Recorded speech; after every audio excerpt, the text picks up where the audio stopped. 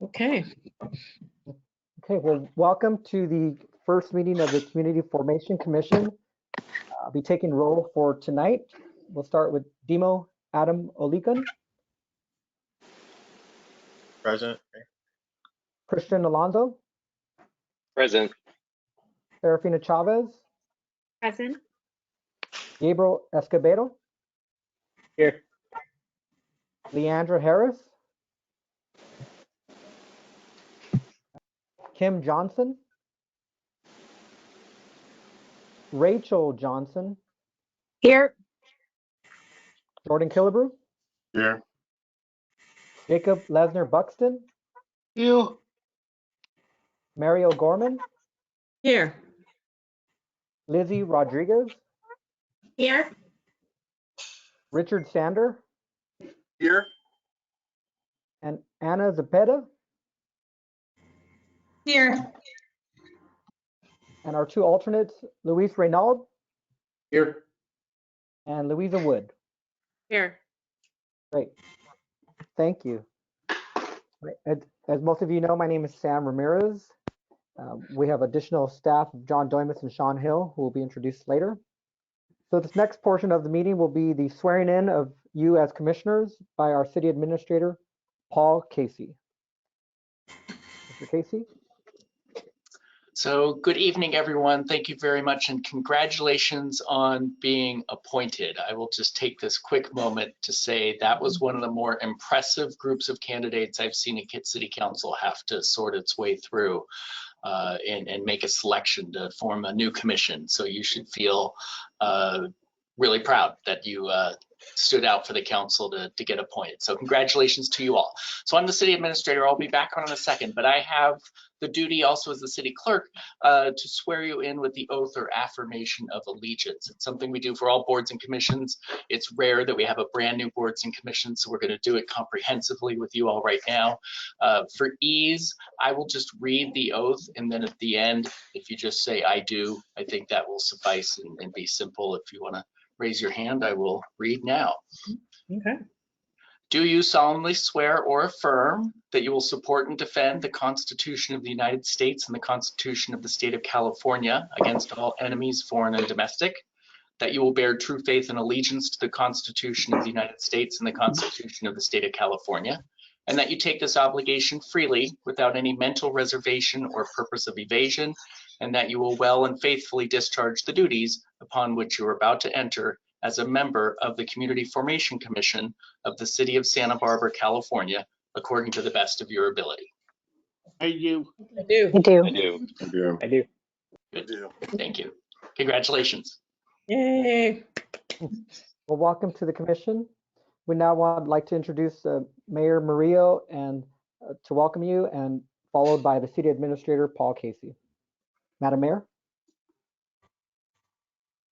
Thank you, Mr. Ramirez. I'd like to welcome everyone here to the commission and to being part of this important public service. I honor your willingness to take on the responsibility and give of your time and energy.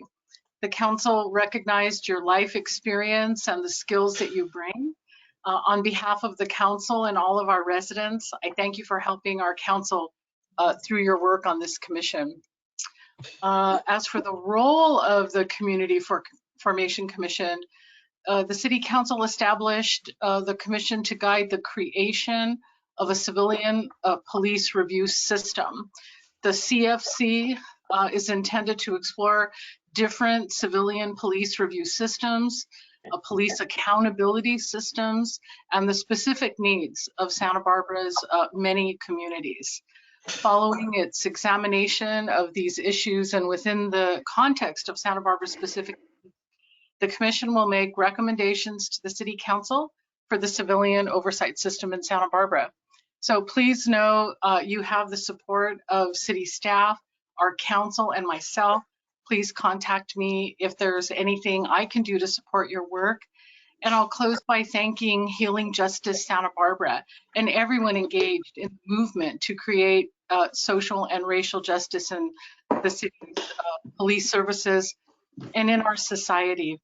Thank you for creating this opportunity to fulfill that worthy mission. Thank you. Thank you. Thank you, Madam Mayor. Mr. Casey? Thank you, Mr. Ramirez again. Hello again. So Paul Casey, City Administrator. Myself and Ariel Kalan, the City Attorney, are here tonight to welcome you and thank you for your service to this commission. It is a task you are taking on. It is not an easy task, so I appreciate the commitment of time, effort, and thought that you all will put into this. I do want to introduce the staff that we're going to make available to you to help you in your process and for you to take advantage of as appropriate. Sam Ramirez, Mr. Sam Ramirez will be your commission liaison. He is your go-to person for any questions or information or anything that you need to simplify it for you. And then we'll have 2 staff resources available to the commission on an ongoing basis.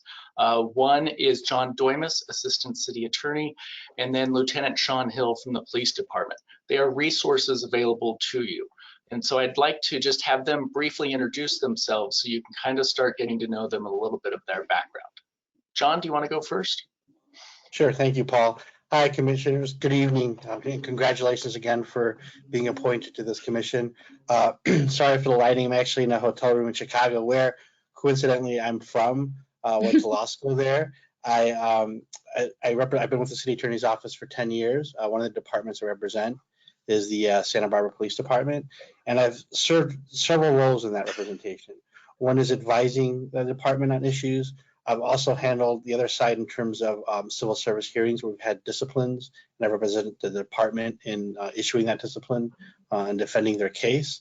I'm happy to serve you, as Paul said, and be a resource for you on these meetings, whether they're Brown Act questions or questions such as Police Officer Bill of Rights or any other laws. So that's my role here, and I'm very excited. And again, congratulations. Thank you. Lieutenant Hill? Hi, everybody. My name is Sean Hill, and I work at the police department. And in the past, I've had the responsibility of conducting internal investigations for police employees. Now I'm a manager and I oversee the professional standards unit, which conducts those investigations. In this position, I report directly to the chief of police, and I am the PD liaison to city council for oversight. And also on the training, education, and standards committee for NACOL, which is the National Association for Civilian Oversight of Law Enforcement. I'm here to be a resource and provide any and all information that I have at my disposal to help to help you as you guide us through this kind of process of forming oversight for our police department. So thank you. Thank you. And then if I might just add one more thing, you're a brand new commission, so we don't do this very often. And so you're all coming in brand new. You're gonna have to figure out how to organize yourself and choose a chair and vice chair. You're gonna have to start figuring out kind of the scope and how you wanna start addressing the project and the information you need and how you wanna go about doing it. And my one advice to you would be patient with yourselves. Take the time. You're a big commission, so it takes some time to have all voices be heard. And it's going to be a little rocky in the beginning as you're trying to figure out how to structure this thing and how to make it work for you and how to go forward. So I would ask that you have patience with yourselves as a commission to figure that out and take your time to do it right. So that would just be that. And I will turn it back to Mr. Ramirez. I don't know if you want to formally introduce yourself, Mr. Ramirez, and then let you keep going on with the meeting because there's a lot to cover. Great, thank you, Paul. So you guys know the name, Sam Ramirez. You've received a number of emails from me regarding the application process, the interview process, and now your placement on the commission. So happy to serve in my role as liaison to this commission, and any questions that you may have, any things that you may need that we can support your new role, I'm happy to do. So again, Sam Ramirez, and you know where to find me if needed. We'll now move on to Assembly Bill 1234, which was ethics training. Mary O'Gorman, go ahead. Were we going to do self-introductions so we can know who each other are, or? Yes, Or thank you for pointing that out. I see that was scheduled to take place after the commission. So that must mean that you want to go first. So Ms. O'Gorman, please. Oh no, I introduce should preface by saying that wasn't I just So please introduce yourself to your colleagues. yeah, Mary O'Gorman, and just grateful to be here. Honored to serve on the commission. I've spent the good portion of the last few decades devoted to reform in the criminal justice system, along with elimination of hate and bias in government. I worked in the city of Beverly Hills when they had a racial profiling lawsuit, and they recruited me to help start a human relations commission and a complaint process there. Returning to Santa Barbara, I was able to work for SB Can, and then also work for Supervisor Janet Wolf for her 3 terms up until a couple years ago. And through that, I was able to be a liaison to the criminal justice realignment efforts, both in the juvenile and adult systems. Early in my career, I was a counselor in the California Youth Authority and also a deputy probation officer.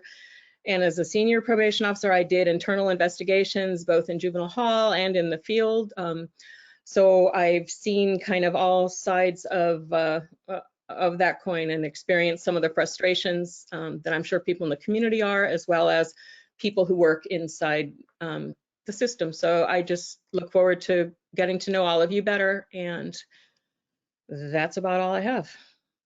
Great, thank you, Mary. Rachel Johnson, will you share your introduction? Sure, thank you. Hi, everyone. I'm Rachel Johnson. I work at the Santa Barbara City College Foundation. I'm the director of grants there. I also am the co-chair of the Fund for Santa Barbara's Grant Making Committee, and I serve on the Santa Barbara County Food Action Network Executive Committee as well. So I have a fair bit of nonprofit and board experience in the community. In my role at the college, I've worked a lot over the years with a lot of marginalized populations within our students, specifically formerly incarcerated students, working with some of our coursework that happens in the jails, and also just undocumented students, disabled students, a lot of folks that are certainly disproportionately affected by the carceral system. So I'm really excited to listen and learn. I think it's pretty remarkable to be part of something so historic. And I'm really feeling kind of the weight of history, not just of last year, but in so much of what's led up to this moment. So I'm really looking forward to getting to know everyone else on the commission and the good work that we're going to do here. Thanks. Great. Thank you for that. Jordan Kilbrew, will you go next? Absolutely. Good evening, everyone. I'm Jordan Kilbrew. I often say that I have an abnormal love of community, which has led me to work at Community Foundation, the Santa Barbara Foundation, for 5 years, and currently as the Director of Communications. I've been involved with a lot of things throughout our community. I'm a co-founder of Juneteenth Santa Barbara. I'm heavily involved with Healing Justice, among many other community activities. When it comes to police, I've been on the police advisories panel and involved with various activities since 2016.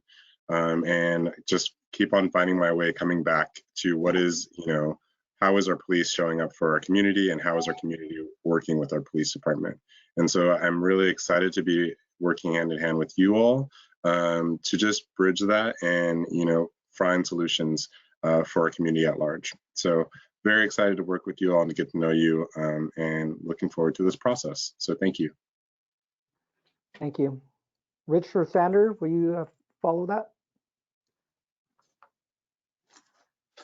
Hi all, my name is Rich Sander. I serve as the Executive Director of Santa Barbara Alliance for Community Transformation, or SB ACT.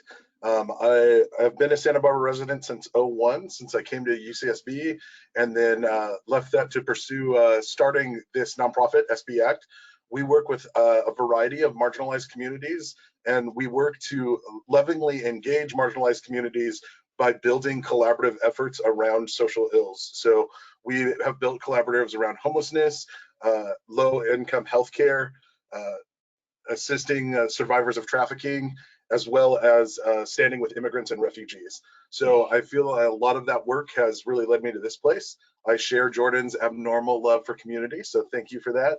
And I'm looking forward to seeing what comes of this. As Rachel has also said, I think that this is a very historic moment, and I'm really proud to be serving on this with all of you. So thank you. Great, thank you. Serafina Chavez, will you go next? Hi everyone, I'm Serafina Chavez. I'm a fourth year student at UCSB, and before that I was a student at Santa Barbara City College. I'm double majoring in environmental science and sociology. My current research as an undergraduate is on incarceration and its effects on communities, and I'm looking forward to working with all of you. Thanks. Great, thank you. Lizzy Rodriguez. Hi everyone, I'm Lizzy Rodriguez. I'm the founder of the Restorative Community Network, which focuses on introducing and implementing restorative approaches in schools, community, government, and prison systems. I've done research and practice in both the US and international settings. I'm also the vice chair of the Fire and Police Commission, so I feel like I have perspective from both ends, folks who are wearing a badge and then folks who have interaction with those wearing a badge. So I'm hoping that that experience will be able to bring some informed thoughts to this work. So I feel very honored to be here with you all today. Great, thank you, Lizzy. Demo Adam Olikan, will you go next? Hi everyone, my name is Damo Adam Olakin. I moved to Santa Barbara a couple of years ago from New York. I'm a law student at the Santa Barbara College of Law, and I work at Appfolio as well. I have an interest in social justice issues in the legal realm, and I'm looking forward to learning and engaging on this issue that's really important to me. Nice to meet you all. Great, thank you. Gabe Escobedo. Good evening, everyone. Gabe Escobedo. I'm a student affairs professional at UCSB, where I work at the Department of Recreation, and I'm also a committee member on the campus's Student Medical Emergency Relief Fund. In addition to that, I'm also the vice chair of the Planning Commission for the city of Santa Barbara. And growing up, my life was shaped quite a bit by the criminal justice system, and I'm really looking forward to being a part of this group, especially with such a diverse and talented group of people. So it's really nice to meet you all, and I'm looking forward to getting started. Great, thank you. Louis Reynald. Good evening, everyone. I'm Louis Renaud. I am currently the Associate Director of the Event Center and the University Center at UC Santa Barbara. I've been in Santa Barbara since 2017. I was formerly at the University of Houston. I've been a college coach prior to what I'm doing now for about 3 decades. So I've been all over the country recruiting student athletes. Our current basketball team is in the tournament, Go Gauchos, in Indianapolis, awaiting the game against Creighton on Saturday. Done a lot of things in my life. I left Houston. The first day I was here, I got stopped by the police for, I will say, for no reason. And I'm a former police officer in the city of Oakland. I think I understand the law extremely well. Consider myself an expert in criminal law for sure. And I know what it's like to be stopped for no reason. And obviously, I've done implicit bias training and looking forward to serving the community. I'm fairly new here, and you all are an impressive group of people. Great, well, thank you. Jacob Lesnar Buxton.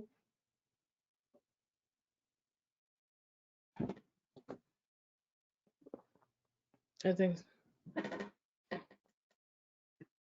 Jacob, do you want to unmute yourself?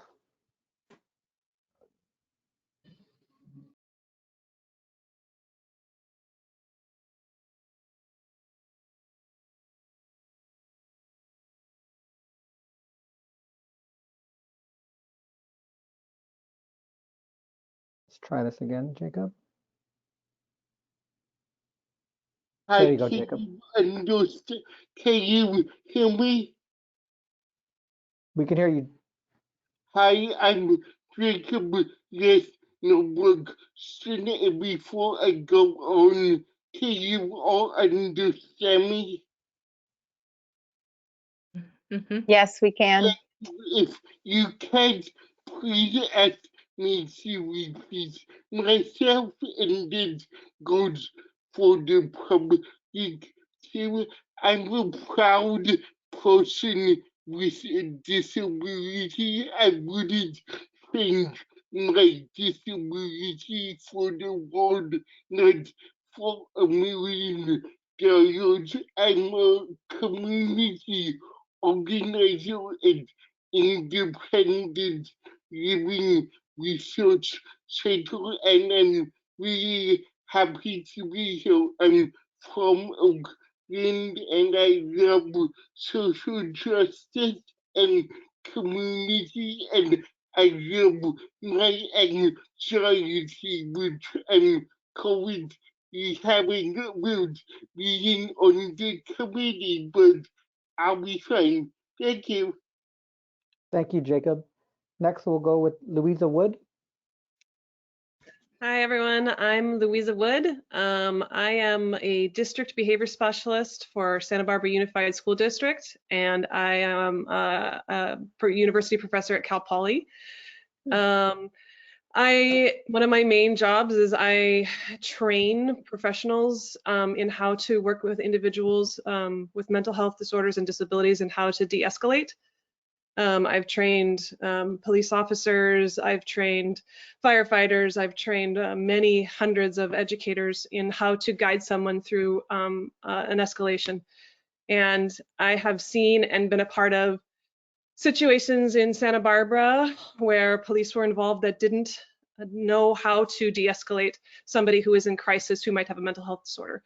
So I am here to advocate and provide my expertise on that front. And I'm very excited to work with such a wonderful group of people. Thank you. Great, thank you, Louisa. Christian Alonso.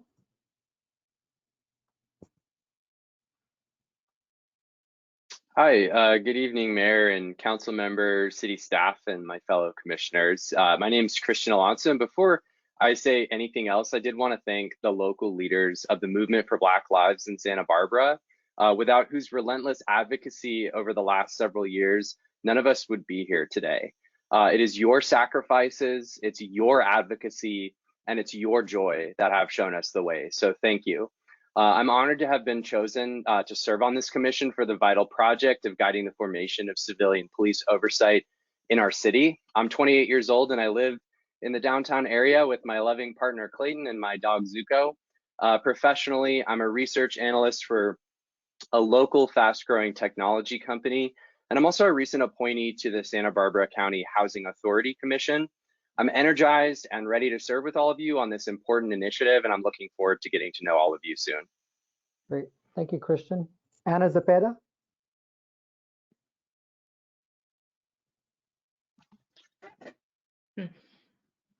Hello, hi, Ana Cepeda, she, her, hers. Thank you all for having me here today. First and foremost, my most important role is mother. I am a mom to a child here at the Santa Barbara School District. I am also a student at UCSB. I'm currently a sociology major, and I am local to Santa Barbara, which is why this formation commission is very important to me. I'm born and raised here in Santa Barbara. Go Dawn, sorry, I had to throw that out there. And I'm also a youth advocate with Freedom for Youth. I work with at-promise youth who have been either currently or formerly incarcerated by providing resources and the opportunity for them to educate us on what it is that they want to see in our community. So, which is also why this formation commission is important to myself, to be able to set a plan for them so that they can feel safe in their communities. And again, thank you for having me here today. I'm looking forward to building community with all of you. Thank you. Thank you, Anna. And I saw that Leandra Harris has arrived. Leandra, do you want to introduce yourself?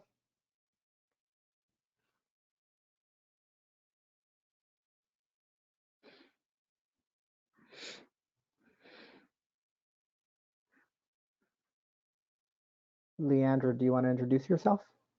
I see that your mic is on.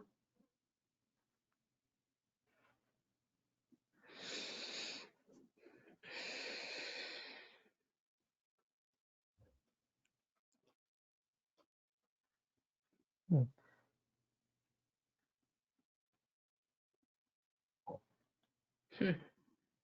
Leandra, can you hear us okay? Didn't she?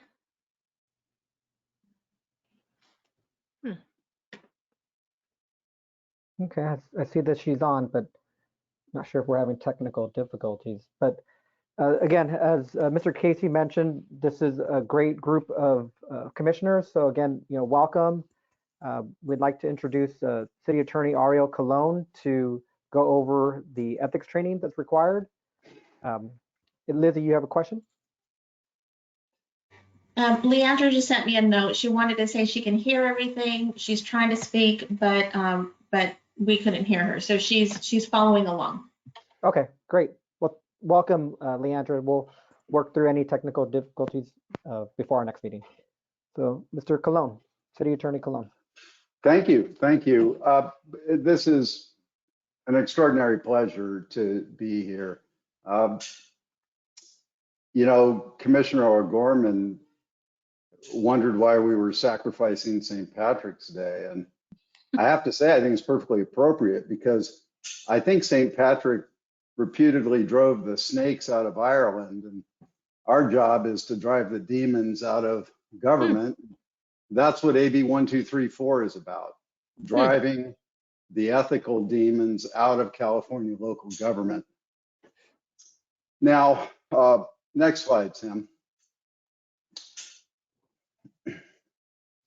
Before I tell you about myself, let me tell you about the law. AB 1234 was enacted in 2005. Governor Schwarzenegger signed it. And what it requires is that California public officials get 2 hours of ethics training every 2 years. Now, there's a reason for that. Next slide, please. The reason is that we have a number of ethics laws that had been ignored in the 90s and led to a series of crises in East LA County. In addition, the law doesn't say everything the legislature wants us to understand about ethics. So our training today is going to go beyond just what's written in the law and look at some core ethical principles. That's part of why I'm excited to be speaking with you. I enjoy the opportunities to learn that I have in my work. And this is a process of ethical learning for all of us. So you see the dilemma on the screen. That's what we'll be exploring. Let me tell you about myself first before we get into this any further. I'm the child of immigrants. My mother was Persian Armenian, came here as an infant in 1920 to the Central Valley, where she and her family engaged in farm labor and survived. My father is was French, Latin American, came here after the Second World War.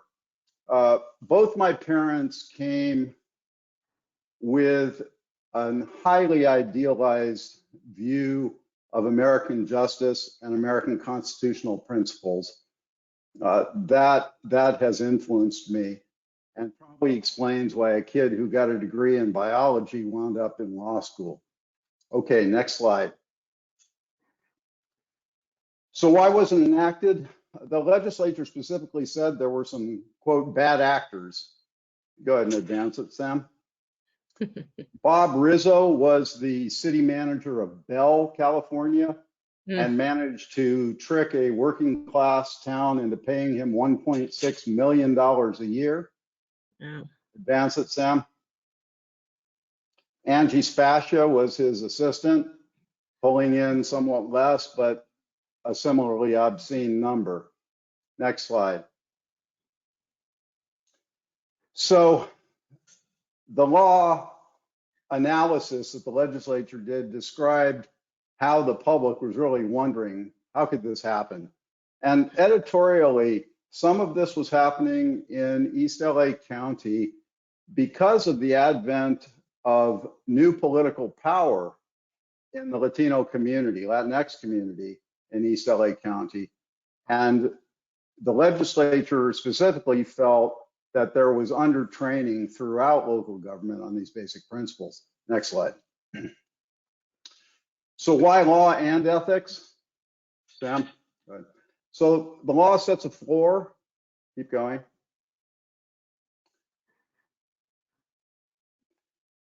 I want to focus on that italicized clause because it's kind of an interesting summary of what we went through over the last 4 years in Washington. Many of the actions that the former administration took were lawful. Many of them didn't necessarily reflect ethical values or public values. That is the dilemma that we often face. So today we're going to talk about what we ought to do, not just what we have to do. And I am going to learn from you, the community will learn from you what we ought to do with respect to civilian review. Next slide. There's a concept I learned from the city attorney of Berkeley, Manuela Albuquerque. Manuela succeeded Natalie West in Berkeley and was and is one of the most brilliant lawyers I ever worked with. She talked about moral suasion and trained us as city attorneys that we were to use our persuasive abilities to appeal to the morality of our clients in city government to influence and change their behavior to meet ethical standards. And I'm happy to say that that's what AB 1234 has codified now, 15 years later. It's really a drive for us to be ethical leaders in recognition of what is clearly a higher duty. So you're carrying out an important role that's new, but the spirit of the law has asked us all to live up to the values you will be standing for a long time. Next slide. I swiped this one from a colleague in my office. I think it's a wonderful statement. We should be the standard bearers of public virtue. I think that's a fair demand of us as public officials. I say it that way because it is a demand. Mr. Casey alluded to it. We walk around with an extraordinary burden collectively as those who are called upon to work for the community. It's a serious task, but as Mr. Casey said, you need to make time to get to work with each other, to relate with each other. And I think having a common guidepost of leading the community to the highest possible standards is a good way to rally yourselves. Next slide. Okay, what are we going to cover today? So first, we're going to talk about personal financial gain. That's just a way of grouping a body of law. Keep going. Perks, perquisites of office. Next. Government transparency. Those are the sunshine laws. And then generally what we'd call fair process, meaning public officials are often called upon to make choices between Cain and Abel. And in those choices, we are compelled to act fairly because of the Constitution, and we'll talk about that. Okay, keep going, Sam. And Sam, you can feel free to pace me with the slides. The way I'm thinking we can do this is we've got about 130 slides, a couple hours. We'll try and break this into 3 or 4 groupings and have some breaks. There are a number of study questions. Don't worry, I'm not going to grade you. But the point will be to generate some discussion and let me shut up. Okay, keep going, Sam. Basic principle for you as public servants is that you're providing service to the public. We're not getting from the public. We are not to benefit financially from what we do except through our paycheck. Period. Paragraph next. Sam? It's a crime to take a bribe. What's important here is that bribe doesn't just mean money. It means any benefit in exchange for official action, any benefit. Next slide. So you see the bullet at the bottom. Campaign contributions are special. We'll talk about those later. But California law clearly prevents receiving anything in exchange for what you're required to do. Next slide, please. There's another form of personal financial gain or personal gain that is unlawful for city council members: vote trading. It's an unusual situation because many people think of compromise and negotiation, but it's unusual. So I want you to be aware that our city council has been carefully advised not to do this, and I believe they don't. Next slide. Now I'm going to take a little detour with the Political Reform Act. The detour is a history of California government in about, I think I can do it in 3 minutes, as relevant to what we're doing. California went through what has been described as a populist rebellion in the late 19th century and early 20th century. One feature of the populist rebellion was the creation of the power of initiative and referendum. That's the power of the people to directly pass laws. That's a uniquely, well, it used to be uniquely a Western states out West kind of new phenomenon where the people had direct power to write laws. That's a big deal. That's a dent in the side of Republican government when the people can write their own laws.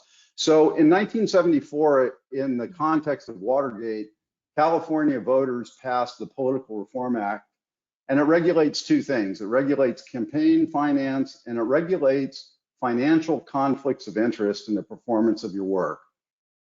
So the basic notion, again, is that in the performance of our duties, we are to be free from financial interest. I will draw a comparison to San Francisco because I went to law school at Hastings, and Hastings is located in the Tenderloin of San Francisco.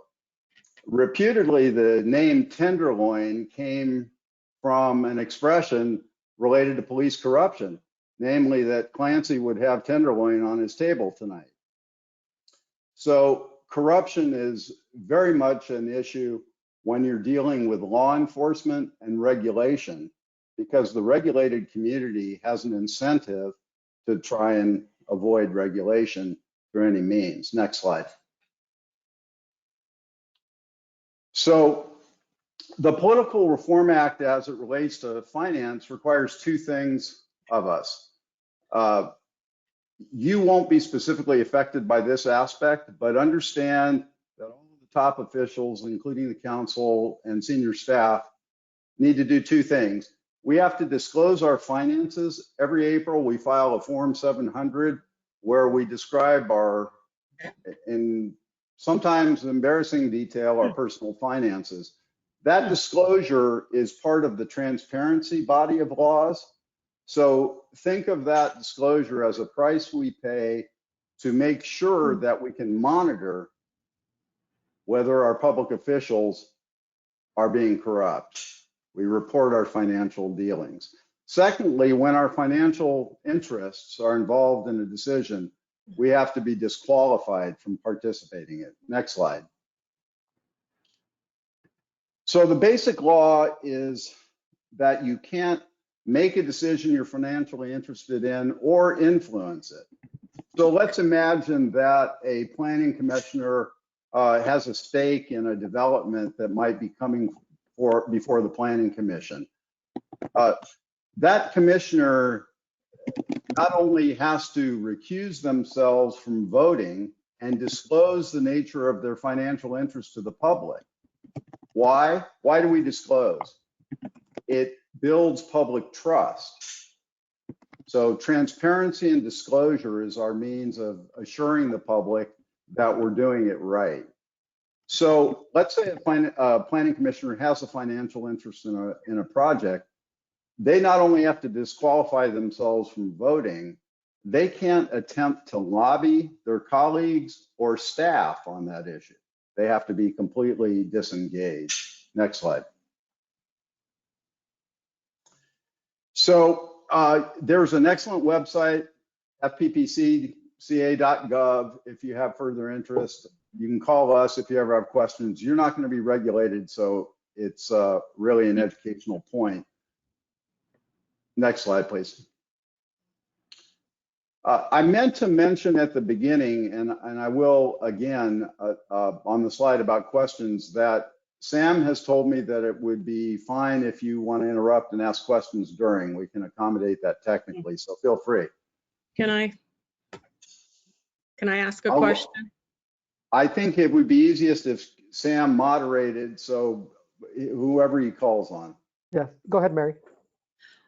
Just, Ariel, going back to the Form 700, just confirming that our commission does not, and is implicit in that there would never be a potential conflict of interest? Let's say somebody had a contract with a police community issue, but we don't do Form 700? I don't want to have misspoken. I'm going to have to check your organizational documents unless Sam remembers.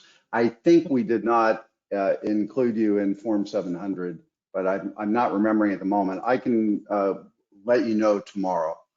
But if you're not, here's the way the rule works. An advisory body is not covered unless their recommendations are accepted over a long period of time. So I think we'll be able to avoid that for you. And our general sense is that you're not going to be dealing with decisions that involve money necessarily. So I think there's a limited risk. So go ahead, Nora. I'm sorry, go ahead. No, go ahead, continue. Okay. So with respect to conflict of interest, ask yourself one question. Sam?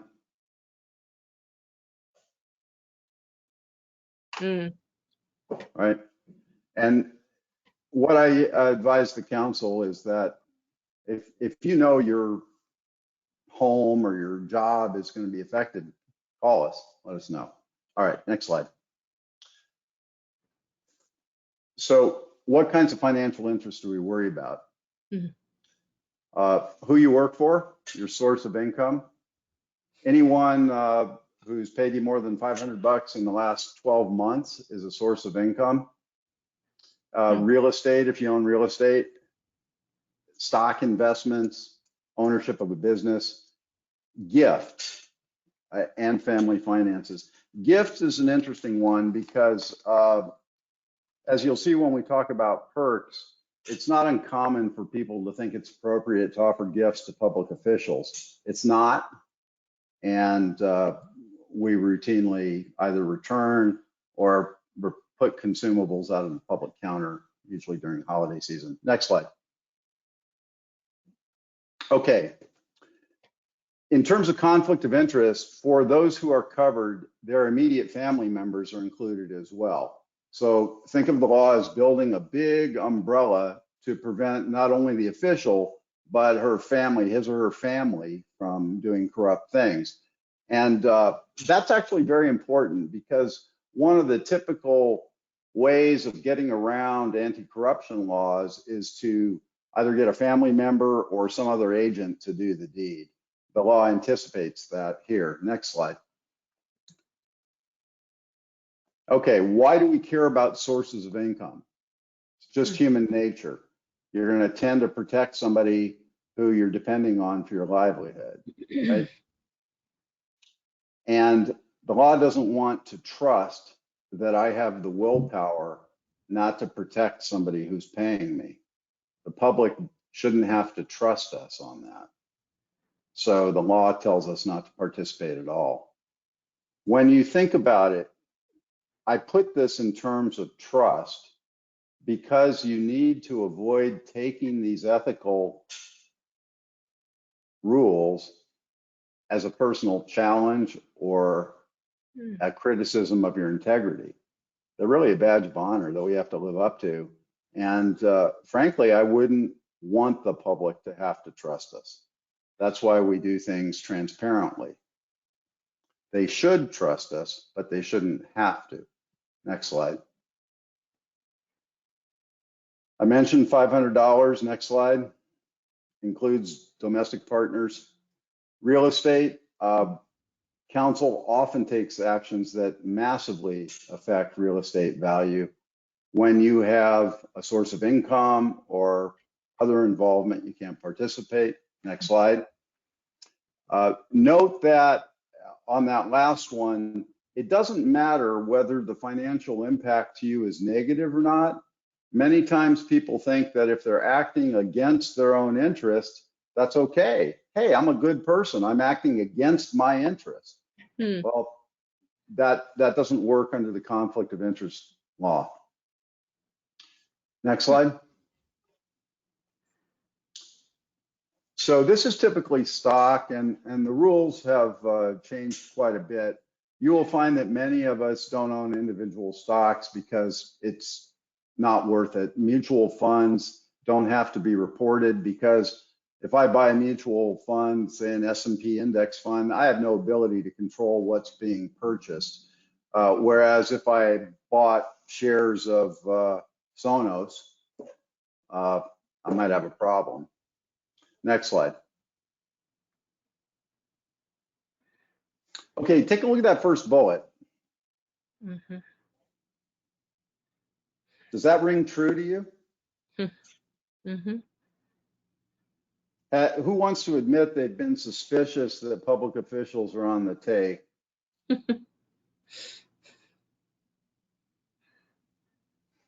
I will tell you that in my 38 years, I've only been offered what might have been a bribe or what might have been extortion twice.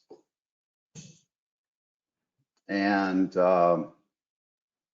one was in a town where I was a contract lawyer, meaning I worked for a law firm that represented the city, and I was able to walk away from it.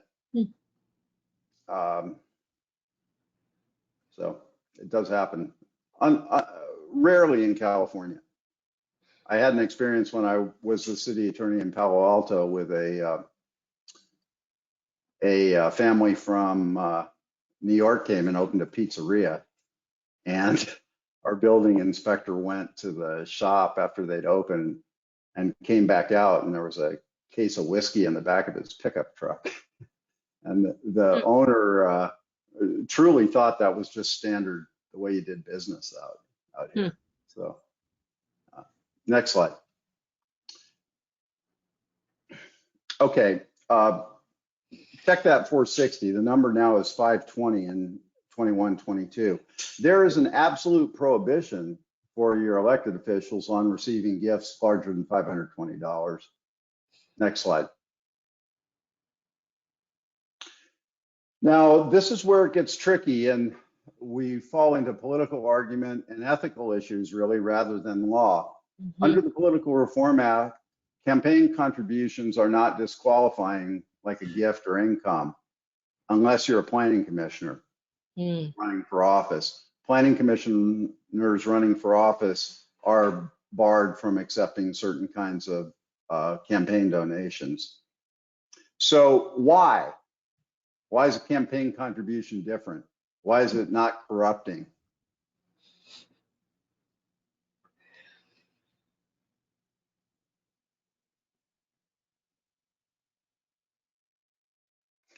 I think the answer is around our right to speech, really. A campaign contribution and an effort to influence local government in this instance is a right. The right to petition for redress of grievances in the Constitution. So the law is trying to strike a balance between avoiding corruption and the First Amendment. We've seen that dynamic, First Amendment versus anti-corruption, teased out in a lot of case law over the last 20 years, sometimes unpleasantly. So imagine the court determining that corporations have all the rights of natural beings. Those kinds of questions can lead to very perverse results when you have the First Amendment competing with anti-corruption, or the First Amendment competing with human rights, such as a woman's right to control what happens to her body. Next slide. I mentioned transparency. We have to report gifts. Anything more than $50 goes on that form, and that includes cumulative. So 2 lunches in Santa Barbara winds up on your form. Next slide. The city has an extraordinarily strict policy that doesn't allow any gifts at all, rather than that $50 limit. Next slide.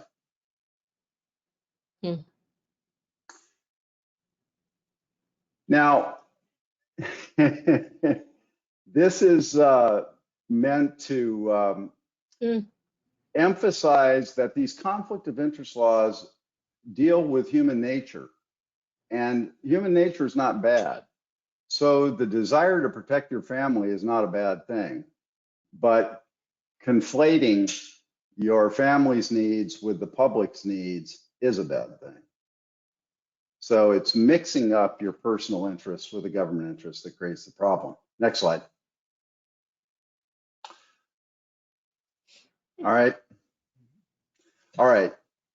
If you do have a conflict, you have to tell everybody. There's no secrets.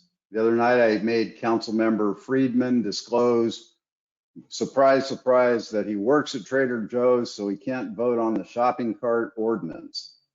Terribly intrusive, but you still have to say that. Next slide.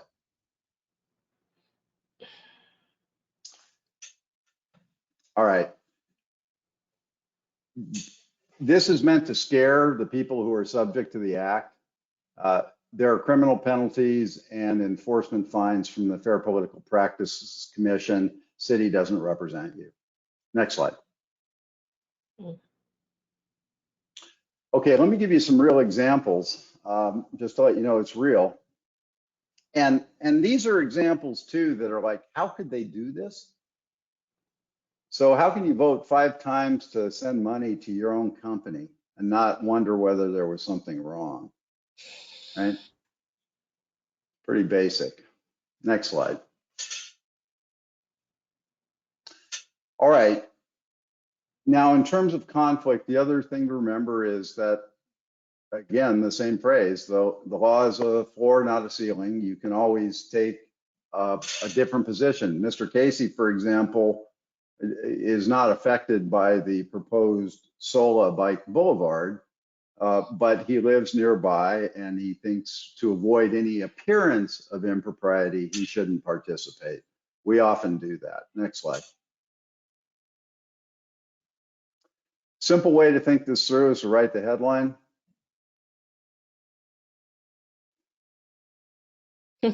All right. Was there a question? Okay. So once we're done with the Political Reform Act, we have another kind of conflict law that you have to be trained about. It doesn't have a fancy name. It's repeated in our city charter. It says that you can't be part of a contract that is made by your agency. So the classic example would be that, or the bad examples were city council member leans on the city administrator to send the fire department dry cleaning contract to their company, right? That's what this is trying to avoid. The law has been very, very strictly interpreted by the courts and the attorney general, and it's extremely harsh. Next slide.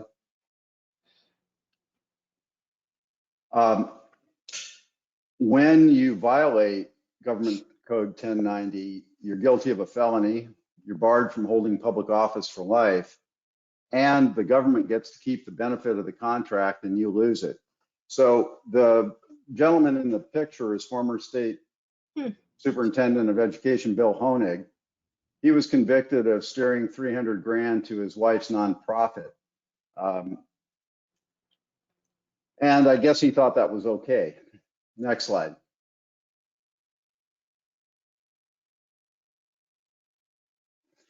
Unlike the Political Reform Act, you can't disqualify your way out of a conflict. The law absolutely forbids the contract. So we worry about it with the city, and it depends on the kind of town you're in.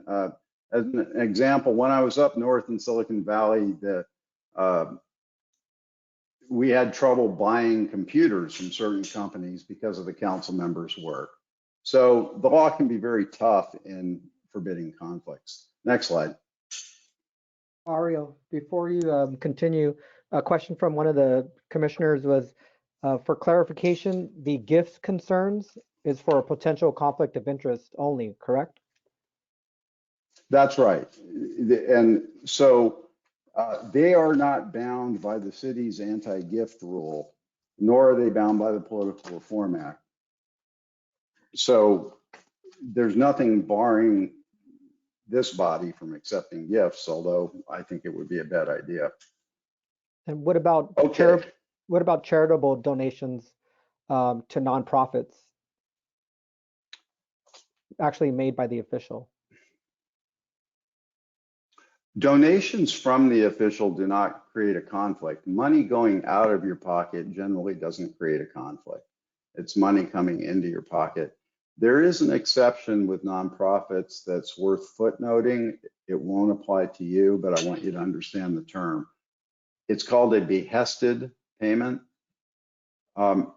If a city council member, for example, joins the board of directors of a nonprofit, and that nonprofit uses their name in a mailing soliciting funds, and that fundraiser results in over $5,000 coming in, the city council member has to report that as a behested contribution, meaning they use their office to get money. Now, if it's a local nonprofit, why do we care? Well, it was Bill Honig's wife's nonprofit. That was the problem. Great. Next Thank slide. you, Ario. Thank you. Yes.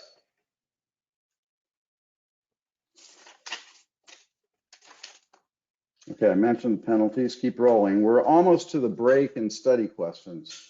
Okay, this is an example, and the bottom bullet is what I wanted to remind you of that I pointed out earlier. If there's a 1090 violation, the official loses the property or whatever the benefit of the bargain was.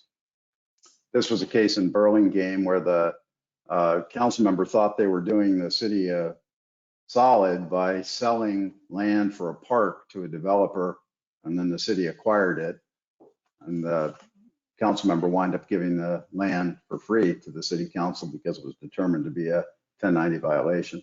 Next slide. Okay, there's also a body of law that governs what happens when public officials leave office. Why do you think? First bullet. It's just as bad to trade off of your power to make money on the way out as it is to make money on the way in using your power. So the situation is you're coming in for a permit of some kind, and I want to work for you. I will have significant incentive to give you that permit, right? So the law addresses that by forbidding elected officials and city managers or city administrators from, next slide, negotiating their own future employment. These are generally referred to as revolving door laws, and they also forbid former officials from coming back and appearing in front of their own agency. Again, the idea being that you shouldn't be in a position to, let's say, seed that agency with friendly staff and then come back and get benefits in the next year. Next slide.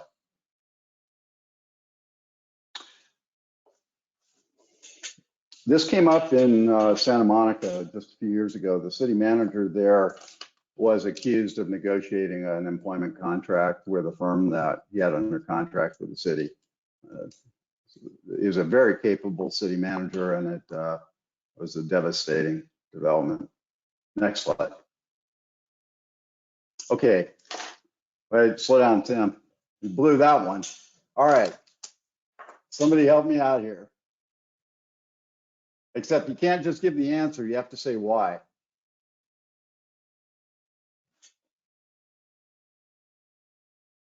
So bribery can involve, that's false, right, Sam?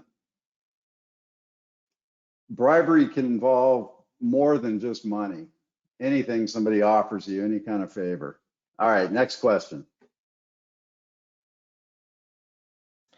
False. Why?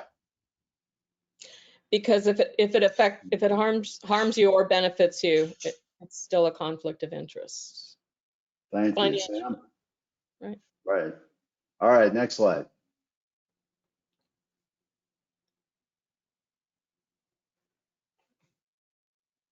Come on, there's always one easy question. This one, Sam? True. It's easy. Next question. Two easy ones. Come on. Right. False. Great. All right. Does anybody need a break or have questions before we go to Unit 2? I have a brief question. Go ahead, Richard. So I'm just curious because my nonprofit currently contracts with the city for a contract that is coordinating homelessness services.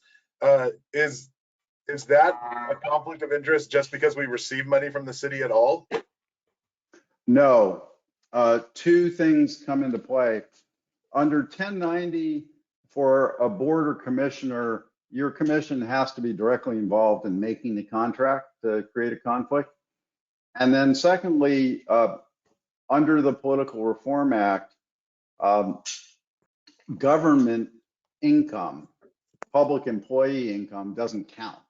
So for example, council member Snedden's spouse, I believe, is a government employee. His income does not count under the Political Reform Act. So you'd be okay, Mr. Sander. And by the way, would you guys call me Ariel, please? I'd much prefer it. Okay, should we take a couple minutes? Does anybody need a break? Thumbs up to keep going. Any thumbs up? Let's see. All right, I'll try and be less boring here. I know it's hard. Thanks, Christian and Kim, for the thumbs up. So All right. they say keep going, Ariel. All right, roll it. Perks, what's a perk?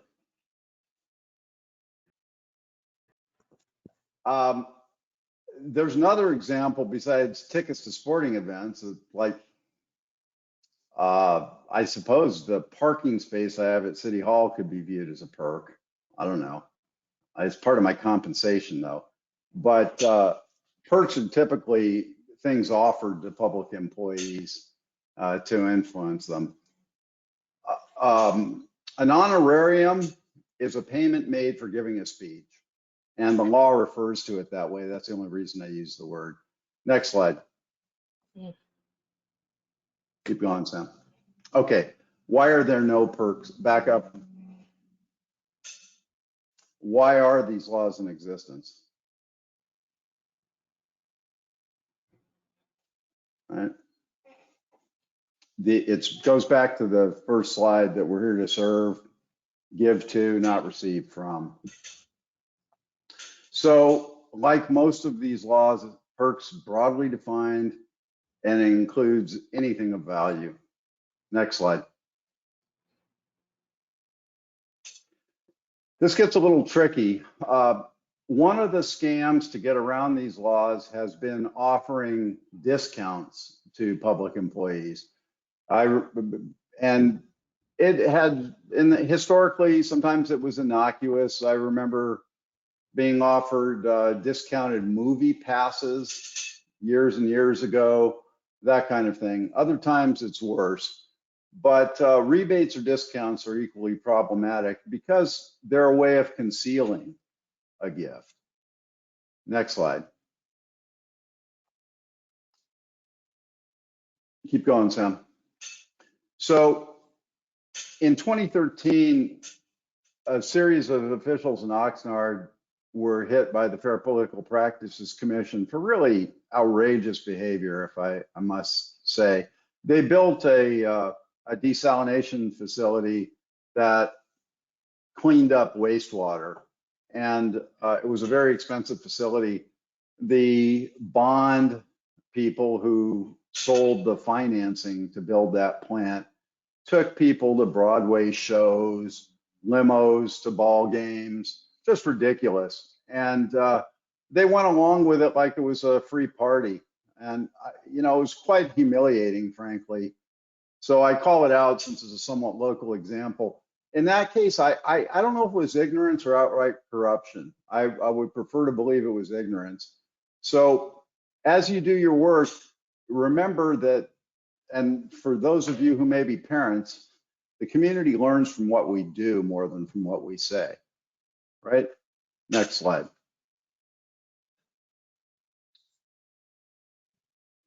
Okay, there are certain things you can have that are not gifts. The plaque you get when you retire, family members. There's a strange little rule that's meant to be accommodative, and it says that you can be invited to someone's home for a meal, and that's not an illegal kind of gift, and just a practical concession to human nature. Next slide.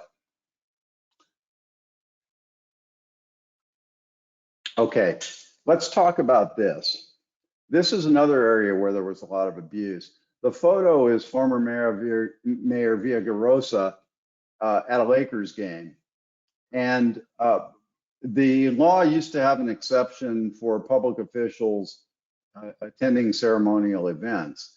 And what happened is that, and participating in the event in some way, the theory there was that if the mayor is compelled to attend the grand opening of some enterprise, that ticket shouldn't be counted against them because they're really performing a public duty. In LA, it got out of hand, and the public duty was being performed was delivering a thank you card to the owner of the Lakers. So the law's been changed so that before a public official can get a free ticket to an event as a participant, they have to meaningfully participate in some manner. And next slide.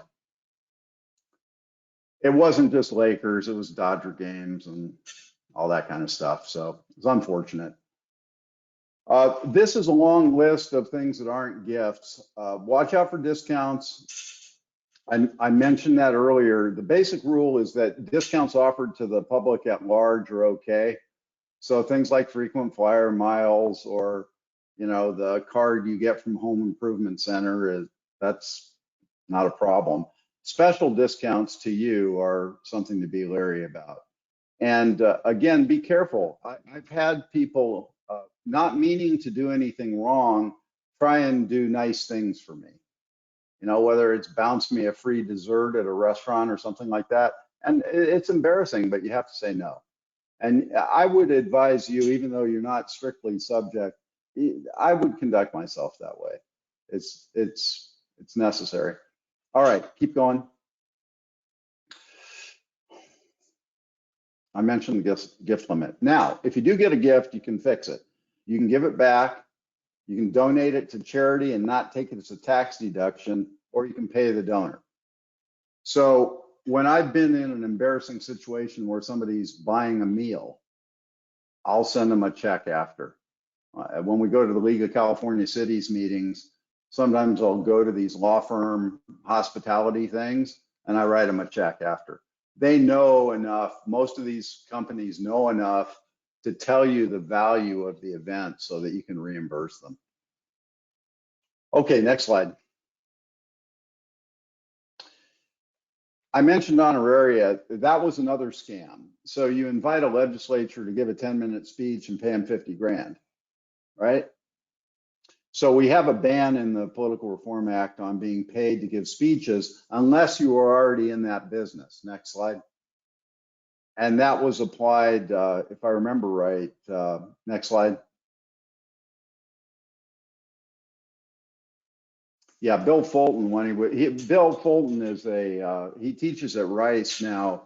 He's an urban planner, very well known, and gave a lot of speeches professionally. So the Fair Political Practices Commission allowed him to continue getting honoraria for speeches because it was part of his job. Next slide. Okay, loans. That's another prohibition. Next slide. I hate saying no this much, against my nature. Go slow on this, Sam. I want to talk about this. We have a weird provision in the California Constitution that came out of that same populist rebellion I mentioned. And by the way, that populist rebellion is kind of cool because it was bookended in the 1890s by California rejecting women's suffrage. And then in 1911, California passed women's suffrage. So there's like a 20-year period of really dynamic, fascinating history in California. But part of that history was recognizing the corruption of the railroads. So we have a number of special laws that forbid free travel on common carriers. That was aimed at trains. So think railroad corruption. Next, Sam. Okay, the robber barons. Next. Progressive reforms. Next. Real slow here. Okay, who are those guys? Somebody help me. Robber barons, Sam. So, there you go. Stanford, Rockefeller, Carnegie, Vanderbilt, and JP Morgan. They had a lot to do with progressive California government. All right. The California Constitution, Article 12, Section 7, keep going. Because of those robber barons, you can't get free passes. The last time this law was enforced was when PSA was flying around the Big Four from Sacramento for free. Next slide, bold PSA airline, no longer in existence. Not clear whether it includes city employees. Don't take a free ticket on the train. Next slide. Frequent flyer miles are offered to anyone. Okay, misuse of public resources. This is really important. I tell the city council members something I learned from a guy named Joe Simidian up north. He's a supervisor in Santa Clara County. He was on the council when I was up north and then in the state legislature, Senate, and Assembly. He said that when he was talking to people about policy, he would discuss that with them. If they ventured into talking about campaign money, you hang up the phone and you call them on a personal phone. In our offices, on our phones, with our paper, with our staplers, we do not engage in political activities, period. And political activity, keep going, Sam. Political activities are fairly obvious. You can't use office equipment, supplies, credit cards, staff time. They say personal doesn't include a phone call, but since political is included, we're really strict about this, and the council's aware of it. I urge them to be careful because phone records or computer records are so easily discovered. There's just no percentage in making a mistake on it. And it's really critically important. California local government is non-partisan. In the old days, before the progressive reform, at Tammany Hall, when the Democrats got elected, the Republicans got fired, and vice versa. We don't do that in California because we're trying to keep political party corruption out of local government. So we're very tight in California. Not only do we worry about financial corruption, we're actually worried about patronage hiring. And the point of that is to see past discriminatory characteristics and biases. We have in employment what we call a merit system. You earn what you deserve, not what you are entitled to by privilege or by connection or by relationship. So it's a fundamental precept for California local government that party politics are not part of the system. Paul and I are political appointees, but we are nonpartisan political appointees. And that's an important distinction. Next slide.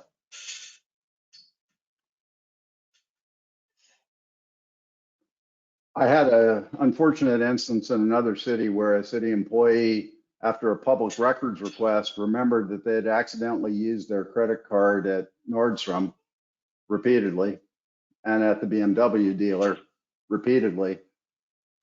So we're pretty tight about that as well for obvious reasons. Next slide.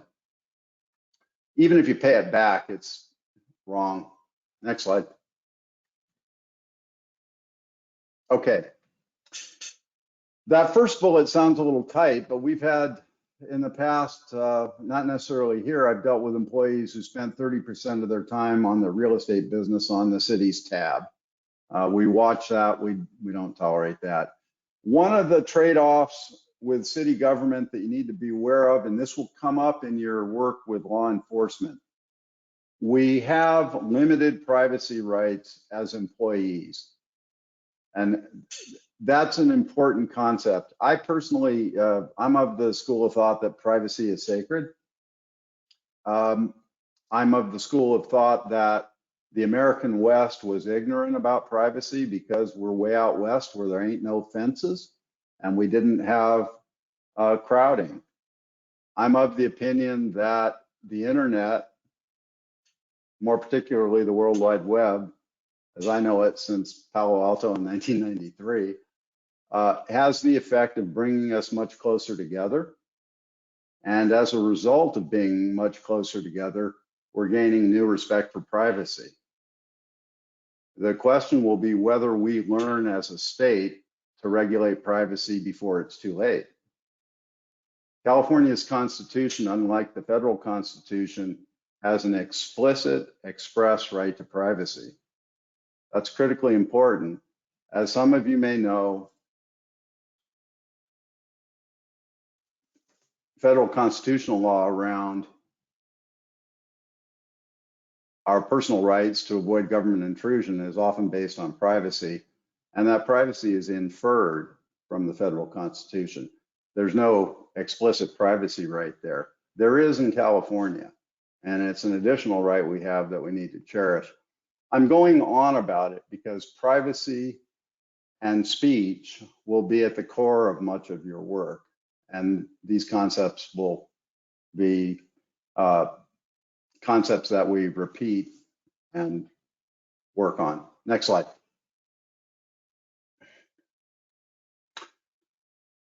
This is goes back to my beginnings. Can I ask a question?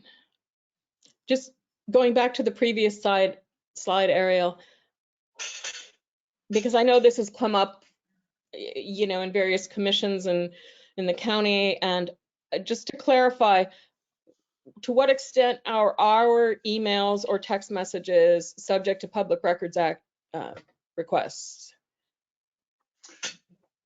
Good question. Your personal email accounts are subject to public records disclosure to the extent they are used for, can you hear me? Yeah, we can hear you. Okay. Mary can't hear me. Can everybody else hear Ariel? Thumbs up. Okay. I can hear you, Ariel. This is Mayor Murillo. Thank you. I can hear you. Okay. Ms. O'Gorman, can you hear me, Commissioner O'Gorman? Now I can hear. It went off. Okay, sorry. Sorry. I lost my train of thought. What did you ask me? The last thing I heard was, that's a good question. It was about Public Records Act requests of our emails and text. Thank you. Yes, your personal accounts are to public records disclosure to the extent you use them for city business. So I would suggest that your communications amongst yourself be either fairly limited or get a junk account. I've picked up a Proton Mail account. That's a new service or newer service that has a lot of good privacy features. So that way you can have a segregated account that you can disclose if you need to without worrying about sorting out the email from your aunt or cousin. I do that with, and many of us do, personal phone, city phone. I pay for both, but this way, when Nick Welsh wants it, I just give it to him and I don't have to worry about this. But you just said that if it's our personal accounts, I mean, because we're not city employees, so we have, so our You're public officials for the purpose of the California Public Records Act. What's gotten weird is this. When there's a case involving the city of San Jose where the council was sending text messages and there was a public records request, the question in front of the courts was, wait a minute, these aren't public records, these are private devices. The court saw through that and said, hey, you can't use a private device to get around public records law, but there's no duty to turn over your device to the city. The Supreme Court said that we could count on you as public officials to voluntarily turn over emails that are responsive. So I wasn't joking. We've had a number of requests for text messages directed at council members, and the law allows them to self-identify the responsive emails or text messages and provide them. You will be subject to that law. Okay. And we had that come up in December. Some of you may have recalled, we had a situation with our Street Tree Advisory Committee and Parks and Recreation Commission where there was a self-proving by email alleged Brown Act violation. The Street Tree Advisory Committee grouped up to pay for an appeal to challenge a Park and Rec Commission decision. And it was disclosed in email. I reported it to the DA. I can't say there was a violation of law per se because it depends on intent, but I have the relationship with the district attorney that we want to maintain a trusting co-responsible role in enforcing these public corruption laws. Next slide. Thank you. So I'd get a dummy email account that you don't have to worry about, honestly. That's my best advice.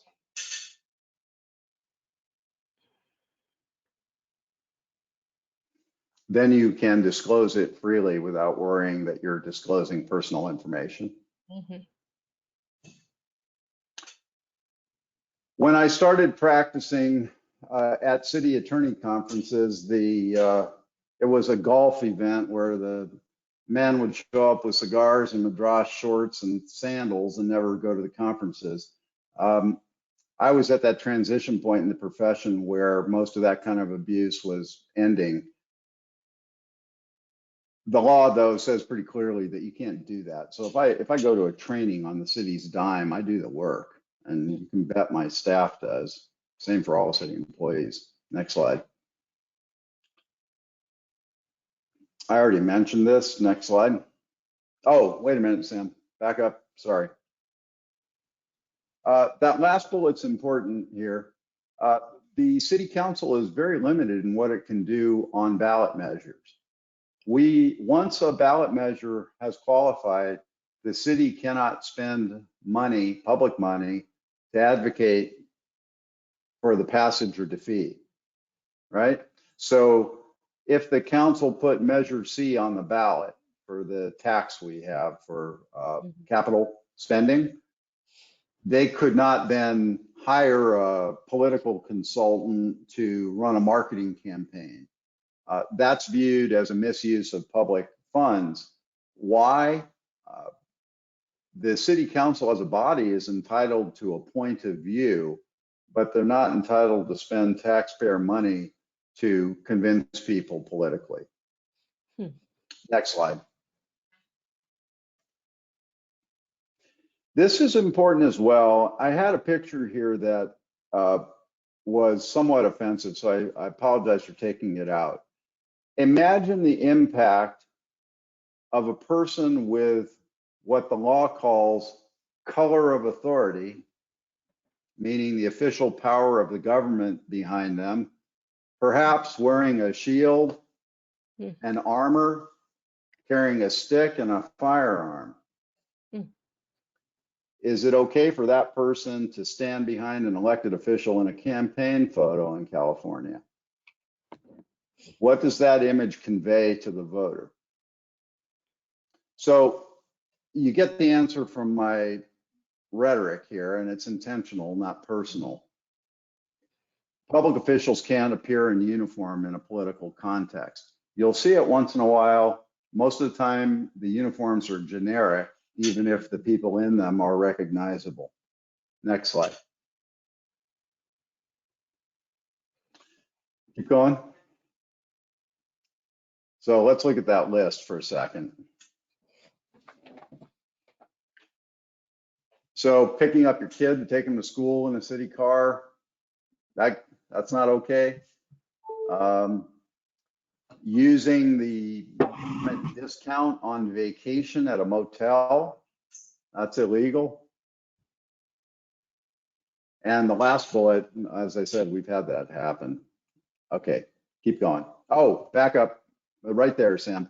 Sorry. The city work time, it's likewise unlawful to task city staff with working on your campaign at City Hall or on city time.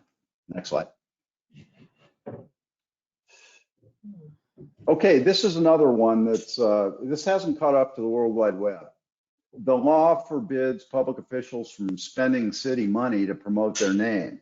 So imagine that every week you got a handy dandy letter from the mayor and city council with all their smiling face on what wonderful they've done for you. The law is that is using public money to further the political end.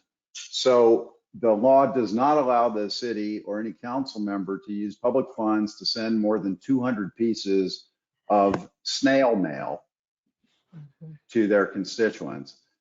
Email is exempted, which is why I say this hasn't quite caught up to the World Wide Web. Next slide.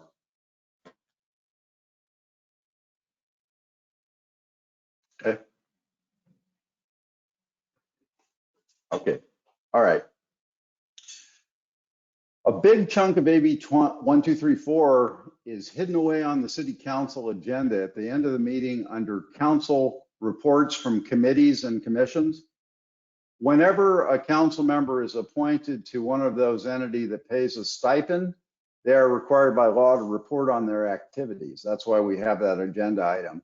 Part of AB 1234 was to prevent another thing that was going on in Bell.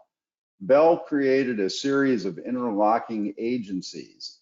So for example, they had the city, but then the city council sat as the board of the improvement district, and they sat as the board of the redevelopment agency, and they sat as the board of the sewer agency, and so on. And for each of those bodies, they received a handsome stipend, so that the council members in Bell were also raking in close to $100,000 a year. So the law tried to address that by requiring the public officials to report publicly on what the public got for its money. It also made a number of changes. It's now illegal to set a public employee's salary in a special meeting. Has to happen Tuesday afternoon at 2. They can't do it in secret on Sunday. It's illegal to give public employees automatic escalator contracts that exceed the California CPI. It's illegal to convene multiple meetings in the same session for different agencies without the city clerk stopping the meeting and reporting to the public what you're doing to justify your payday. Next slide. Wow.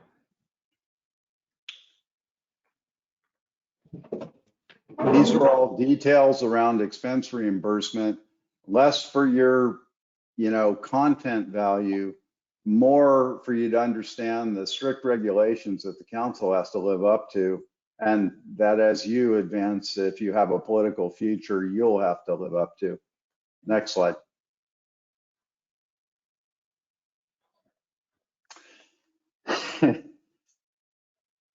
So you can't get the top of the mark at city expense. That's essentially what this slide is saying. You fly coach, you take the group rate at the conference. All of it just makes good sense. Next slide. All right. True or false? Sam? All right, that's easy. Thank you. Yes, we got that. Good. Thank you. True. All right, keep going, Sam. That's a tough one. False. Yeah, working at the airport doesn't do it. Although Southwest is offering $29 fares. So that's close.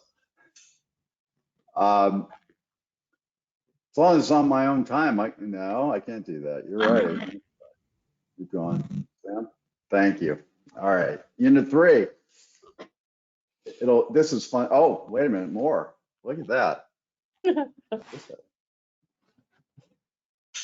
Nope, that's right. False. All right. This is no, emails are not tangible. It has to be snail mail. Yeah, like I said, they just haven't caught up. All right, this is fun stuff for me. Transparency. Why is it fun stuff? Santa Barbara's charter is part of this populist rebellion. We are one of the, I'm a kind of student of this stuff. So after I left Palo Alto, I went to Boulder, Colorado, because Colorado has this massively powerful local home rule. So the city is equally powerful as the state in Colorado. It's a fascinating area to work in. Santa Barbara is similar in this respect. Part of that populist progressive thing was to disempower the state legislature because they'd been grossly corrupt. Some of you may be aware of the public trust doctrine that says we all get to go to the beach. That was because the legislature gave away the San Francisco waterfront to the railroads. And the courts, in order to get that land back, created this fiction that, yes, legislature, you can give the railroads the land, but it's impressed with a public trust that benefits all of us people so that we can use that beach. So that was the way the courts unstole the waterfront from the railroads. So this populist rebellion didn't like the legislature, and they liked local government because they called it home rule. And you know what? It's a fact that if you're shopping at Trader Joe's and you want to give Eric Friedman a piece of your mind, that's far easier than going to Sacramento or Washington to get your point of view across. So the idea of local control has some logic behind it. And in this populist rebellion, they said two ways to create a city. One can be through the rules the legislature creates. So you have a Goleta, which is a general law city. That means it was created under the general laws of the state. Santa Barbara, on the other hand, is what's called a chartered city. What that means is the state had nothing to do with our creation. Mm-hmm. We are a product of the people of Santa Barbara creating their own form of constitution in that charter. That charter is a limitation on the city's powers, but it also sets out a blueprint for this town that is important to understand. It's built around the 3 E's that we used to talk about: social equity, environmental, and economic interests. The social equity and civic engagement components of the charter are built into the board and commission structure. As I said, the populist rebellion envisioned a very strong city manager, kind of a CEO analog, who would run the city and insulate street cleaning from political influence. You know, the idea was, let's get the basic services that people need out to them without political swings. Here, Santa Barbara kept very close control over the government a couple of ways. First of all, Mr. Casey is known as a city administrator, not a city manager. The difference is this: in an administrative form of government, say places like San Francisco, you might have boards and commissions that actually hire and fire department heads. So a fire and police commission might hire the chief or the police chief. And in fact, our fire and police commission has to pass on those appointments under our charter. They are entitled to have a voice in who gets hired. So in addition to the Fire and Police Commission, we have an Historic Landmarks Commission. We have an Architectural Board of Review. We have a Planning Commission. We have a Civil Service Commission. What do those represent? They represent the people of Santa Barbara creating a constitution that didn't vest power in just 7 people. It spread that power out to dozens, if not hundreds, of members of the community through the board and commission structure. So I came here excited by the charter we have because it empowers you. It empowers the people to tell us what's right. That gets us all excited. You know, how many lonely Tuesdays have I spent where nobody shows up and the council's spending $200 million? The biggest compliment you pay the city is paying attention. And that's what our charter is about. So what does that have to do with sunshine?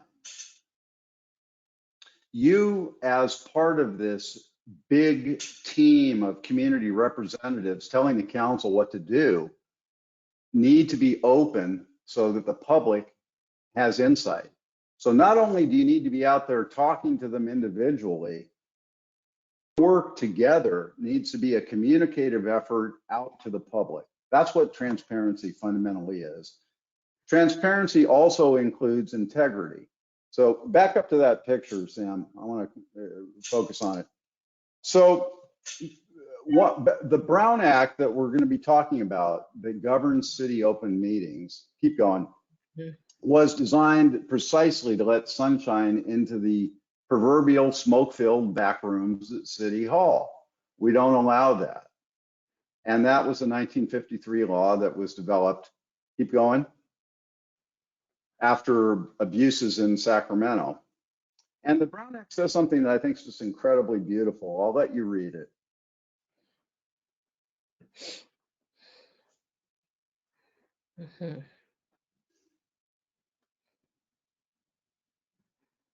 We don't pay our leaders to tell us what we ought to know. We demand to know everything so that we can control this beast we've created. That's why transparency is critical. It is an American right, and it is fundamental to your work. And I get a little bit heated about it because it makes such a difference. There is no shame in being kept honest by the light of sunshine. It's not, shouldn't be ashamed of that. That's good, I'm proud of it. Next slide. So we have 4 kinds of laws we're going to work on. Open meetings, public records, that's FOIA in the federal system. We talked about economic interest. We talked about charitable fundraising, so I'll go fast on those. Let's beat up the Brown Act. Okay, I mentioned 52. City of Sacramento in particular, they were ducking public scrutiny, having workshops and study sessions, those, you know, Saturday morning meetings at the clubhouse, where if the public finds you, they could find out what was going on. But the whole point was to avoid being found. Next slide. And incidentally, the Bee and many other newspapers, I did a lot of work as a city lawyer for the California Newspaper Publishers Association. We're losing something with the decline of print media in open government, and we're going to have to find internal systems to replace it. We could count on the press to be public auditors of our government. With the pressure on print media these days, we have to work harder to make sure that the facts get out to the public. Not a sold, bundled message, but the facts. Next slide. There's a terrible statistic I'm sure you're all aware of, that some 90+% of reported news is copied verbatim from news releases.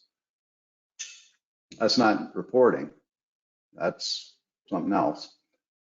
So our charter includes these public participation rights as well, separate from state law. That's a powerful statement. They anticipated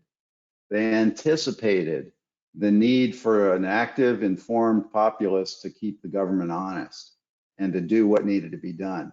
Now, there's another reason here beyond just auditing and keeping people honest. The other reason for participation is adaptation and growth. I mentioned that one of the joys in my work, and I'm sure many of you experience the same, is the lifelong learning aspect. And, you know, I think of that old song, teach your children, teach your parents well. The process of shared learning through public participation is really critical. And if I sound like a Boy Scout about it, it's because I am. I just think it's really cool. And I think that's something that I share with Mr. Casey. Next slide. Okay. Here are the things you'll need to remember. Your body is subject to the Brown Act, and you personally are subject to the Brown Act. That means that first, you have to have a posted agenda 3 days before your meetings, and that agenda has to include the complete list of what you want to talk about. You can't add new items to your agenda on the spot. Why? Somebody help me out. Why? Because the public has a right to know in advance what's going to be discussed. Right, exactly. Next slide, please. So what is a legislative body for the Brown Act? Councils, boards, and commissions, it includes you because you were created by formal action of the council. Interestingly, pardon me,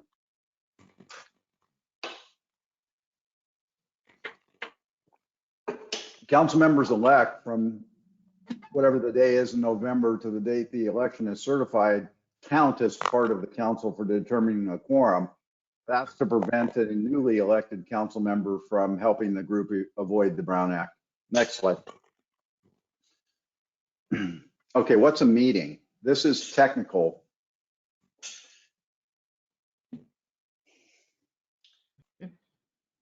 So the first thing to look at in this slide is congregational majority. Anytime more than 6 of you talk about city business, you are likely having a meeting. That's because the phrase in red, and I hope everyone can see that, which is hear, discuss, deliberate, or take action. That was written to be very comprehensive. That's basically everything we do in a public meeting. The council hears, discusses, deliberates, and acts. So anytime a majority of you hear, discuss, or deliberate business, you have a meeting. Now, what's the other qualifier in that paragraph? It says at the same time and location. That's a little bit of a trick. It's a legal meeting if you're all together doing it. Next slide. Keep going. You can still, keep going, Sam. You can still have a meeting if you're not all together at the same time and place, and that's an illegal meeting, which we'll talk about. I think we have a question in the chat. Okay. No, I didn't see it. Ariel, the question is, what is the majority on this board? So I think you've answered that. Of the 13 commissioners, no more than 6. Or rather, perhaps, what legally constitutes a quorum for purposes of decision-making on this board specifically? Okay.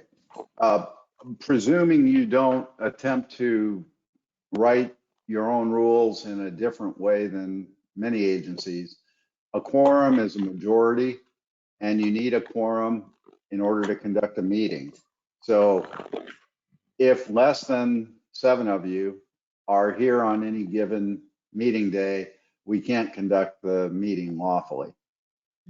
Likewise, if 7 or more of you discuss city business outside of a meeting, it's unlawful. Okay, secret ballots are unlawful.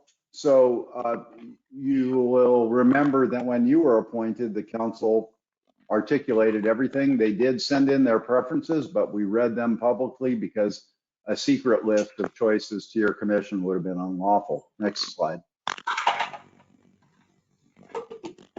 Okay, this is what I was trying to get at with the distinction between being at the same time and in the same location or not.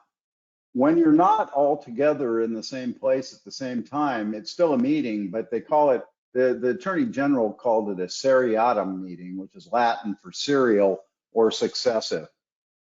So you can't use a series of communications, say emails, to reach out to 6 of your colleagues and talk about city business.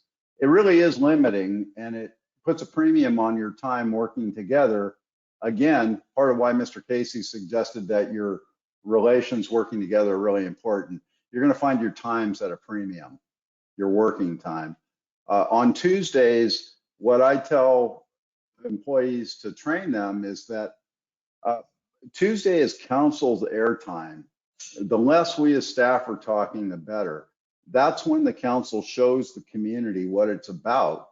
And we care about that because the courts often say that they don't involve themselves in unwise decisions. They involve themselves in actions that are procedurally illegal or don't have evidence. What they say is that the voters control the wisdom of their elected officials on election day, not the courts. That's fundamental separation of powers.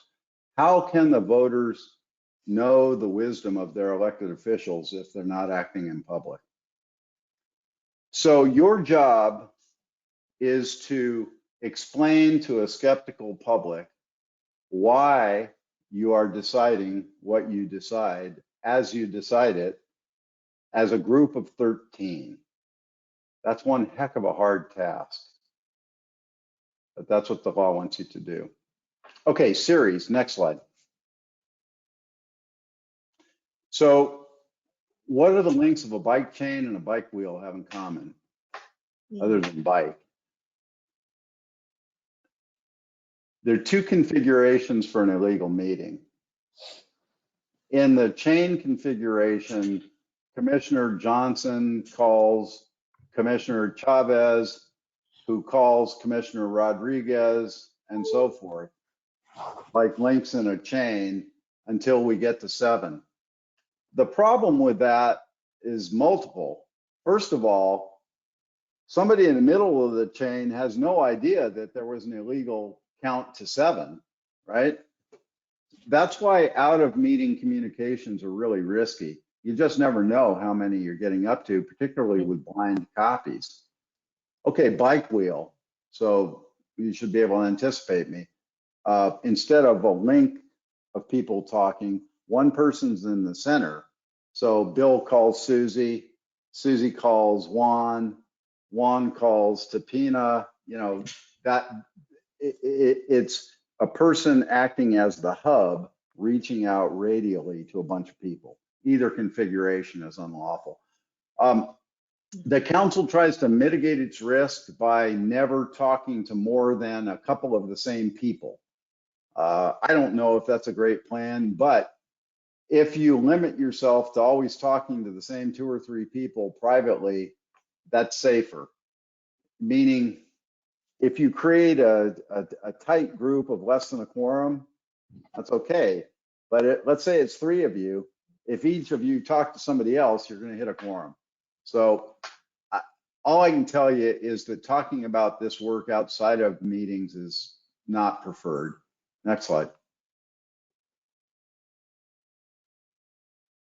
I mentioned posted agendas, 72 hours. A couple of things about the agenda.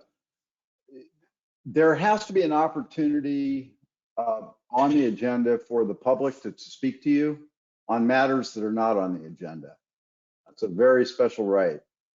Next slide.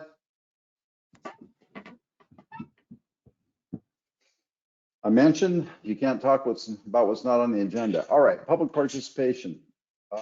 Again, very important. Now, the council has chosen to put its public participation at the beginning of the meeting, and the rules say that if people will generally get 3 minutes, the mayor can shorten that, but the idea was to reserve 30 minutes up front, and then if it took more time, there's a second opportunity for public comment at the end of the agenda. The council doesn't like to do that because you don't want to make people wait hours to speak to you. You need to think about, in a very practical sense, how you want to use your time. It's very hard to make people wait, but remember that you're on this commission to do a job, and you'll need to balance that public comment opportunity with your work. So you may find that you want to hold it later in your meetings sometimes, and that's okay with staff support. Next slide. Okay, we're going to speed through this quickly. The same law, this Brown Act that requires open meetings, allows the council to meet in secret. Commissioner Rodriguez. So before we move on, I just wanted to clarify on the linked wheel scenario. So it makes sense not for commissioners not to have meetings in a sense outside of the meeting.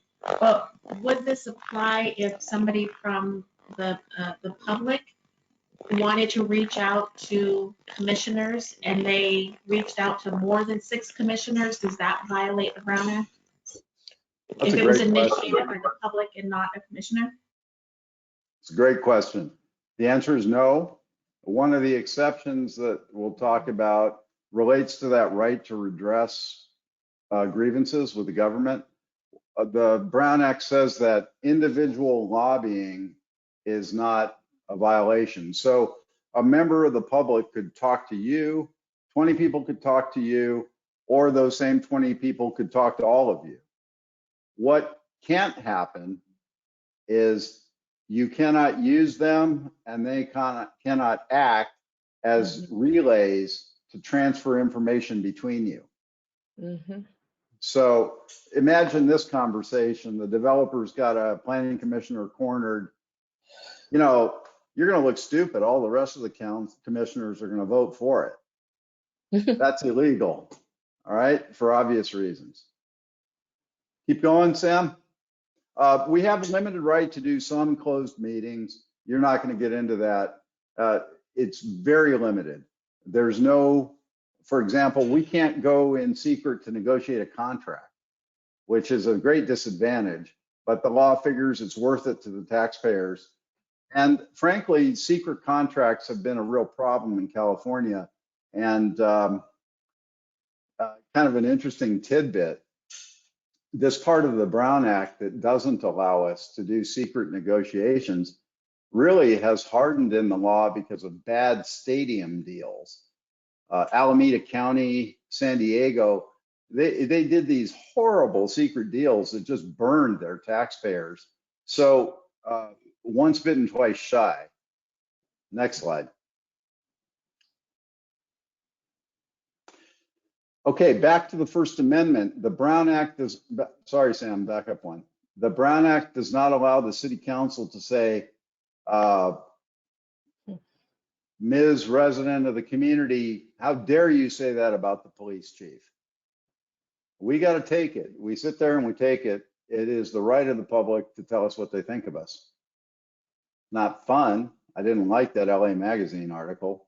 Not true, but I respect the right of that author to do what he did. It's hard, darn hard. But we expect the same of you. And you may be the subject of vicious criticism as well. You know, there are many people who are highly supportive of what you're doing. There may be people who are not.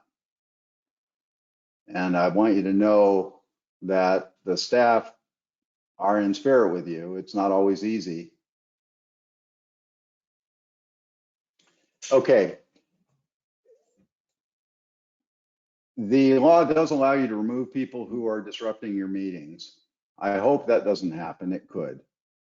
I hope it, and this is more relevant when we're meeting face to face. The examples of disruption are really limited. They involve really stopping the meeting. What is not disruption?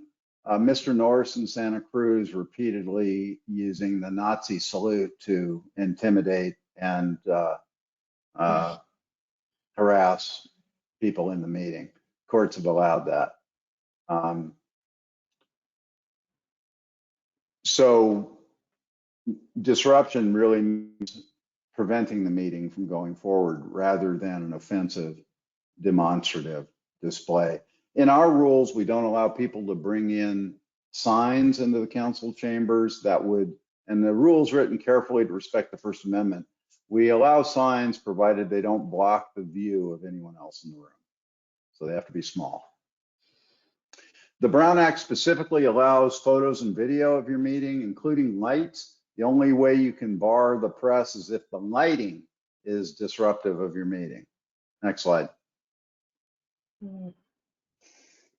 Okay, the penalties are important. It's not often prosecuted, so this is a moral suasion law, and that's why I'm going through the effort of kind of spilling my guts personally about why I care. These are laws that we live up to because we care, not because we're going to get caught and get in trouble. You know, it's like why I drive 25 past schools. I'm not worried about getting caught. I don't want to hurt a kid. Next slide. The Public Records Act is the paper analog of the meetings open law. In California, it's modeled on the Federal Freedom of Information Act. And you got to understand the structure of these laws. The Public Records Act says everything is public unless there's an exception in the law. So we start with the presumption that everything we do is a public record. And a disclosable public record. There are many, many exceptions. One of the, keep going, Sam. The Public Records Act in California took on a different dimension in the early 2000s. Back before the newspapers were really decimated, the Newspaper Publishers Association and the California First Amendment Coalition ran a constitutional amendment that embodied the Public Records Act in the Constitution. So in California, Public Records Act access is now a constitutional right as well. The law creates a real difficulty for us that I'm going to share with you, not to complain, but so you understand it. We are required to respond within 10 days and then to produce the records within a reasonable time, pretty much regardless of volume. In addition, the law does not allow the city to charge the cost of doing this work. So when we have serial public records requesters who every week bombard us, we are spending hundreds and hundreds of thousands of dollars a year responding. Again, it's not a complaint, but that's a cost of doing business to keep the public informed. I like to think of the Public Records Act kind of like, I might imagine, federal crop reports. You know, there's a wealth of government information that really helps the economy and drives the economy. And I like to think of city work product being pumped out into the economy of ideas and the economy of money as well. So that I view the Public Records Act as really facilitative of a lot of things that go on in our society. But it's a pain. It's a pain because a couple of things. We don't have great record keeping systems, cradle to grave.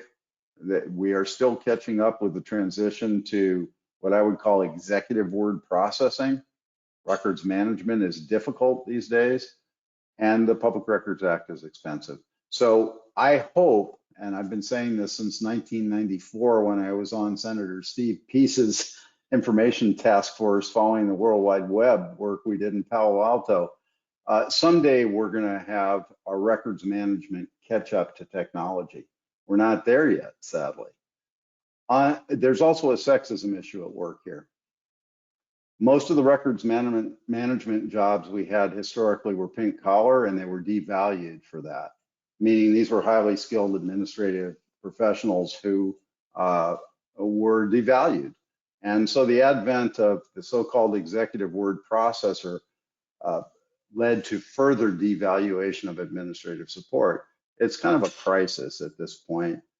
And essentially, we're going to have to automate our way out of these records management problems, or else recognize the high skill that it takes to do it and pay people to do it. Next slide. So these requests can be oral or in writing. I mentioned 10 days. We only get the direct cost of running the copy machine. Next slide. Okay. Newer city staff sometimes resent when we get big public records requests from the newspaper. Now, why am I being bought? Why don't they trust me? Well, that is a performance audit. Oftentimes you'll see a performance audit. So there was a period of time when law enforcement agencies were receiving test public records requests to determine whether they were actually making an effort to comply with the Public Records Act. What that means is that when we are dealing as staff with the public asking for information, we are not so cynical, nor would it be appropriate for us to be so cynical as to question the motives of the person wanting the information. Why do you need that information? Frankly, that's none of my business. So there's a very real possibility with every public records request that we're being audited. And that's good. It's hard, but it's good. Next slide. Next slide. We talked about this, economic disclosure. Next slide. We talked about this. Okay, this is behested payments. We already discussed this. We'll keep going. All right. Only in Alameda or San Diego. Sam. Thank you. Keep going. Not only can they, sometimes they should. Right? Please.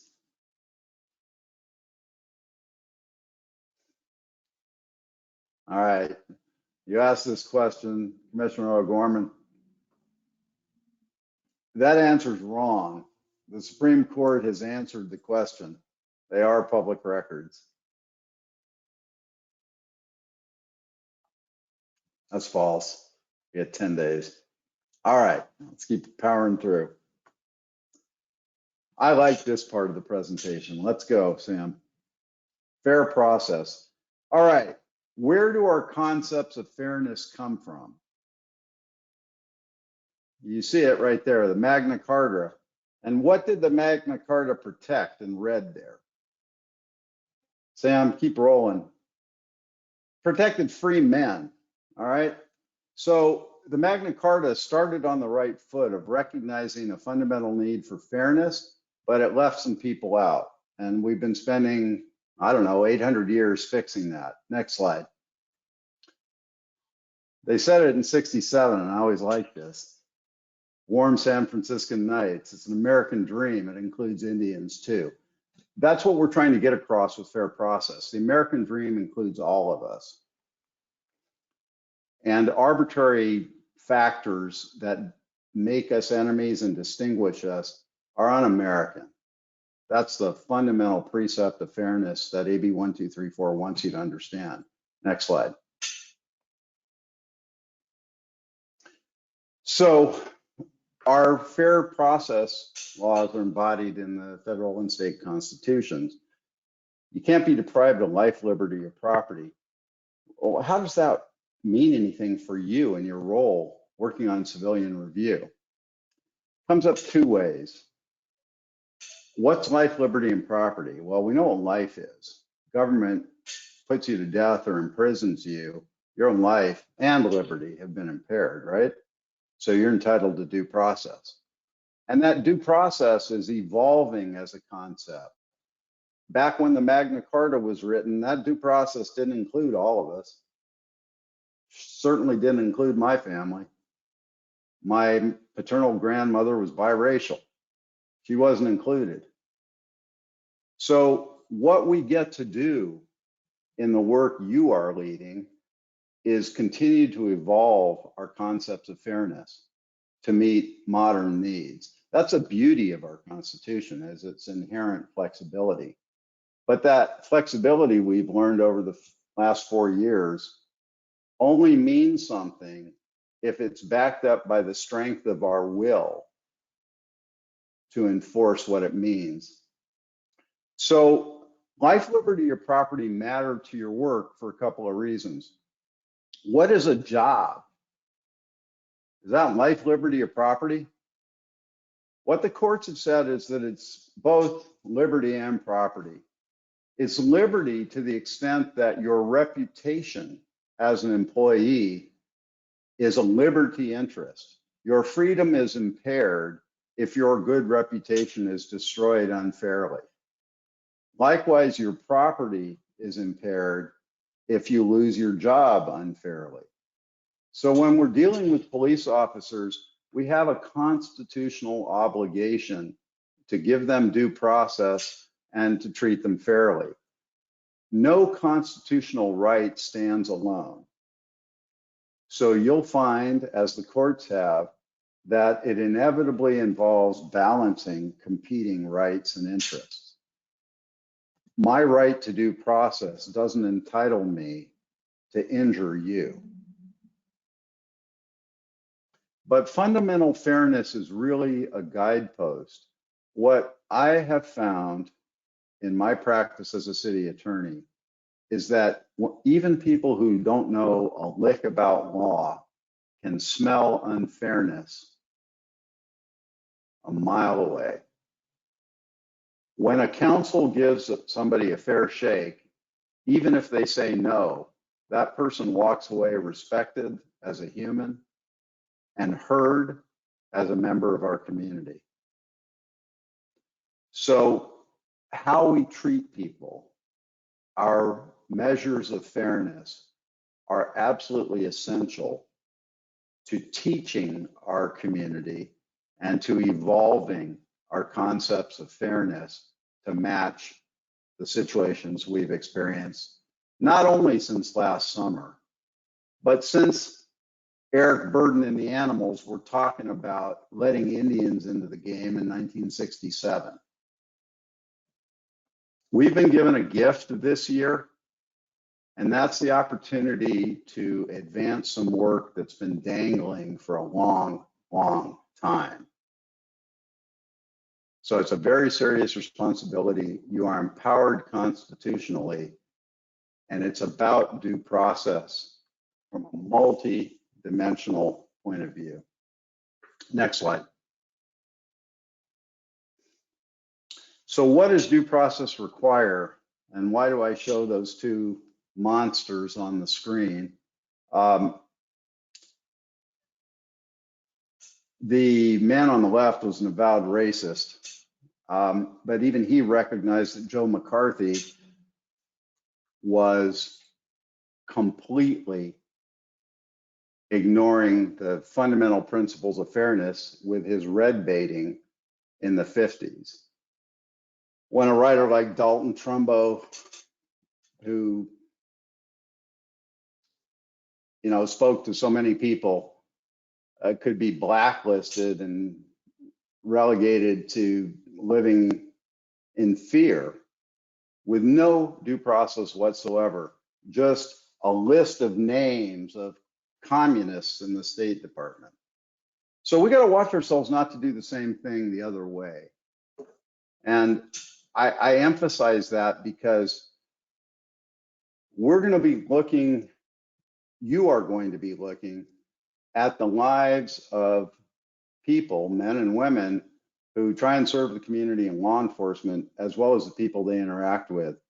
And it's an extraordinarily complex mix to work through what is fair. That's a fundamental question for you. What's fair? Next slide. So how else is this expressed in city government? When the city council gives out permits, usually land use permits, they're acting like judges.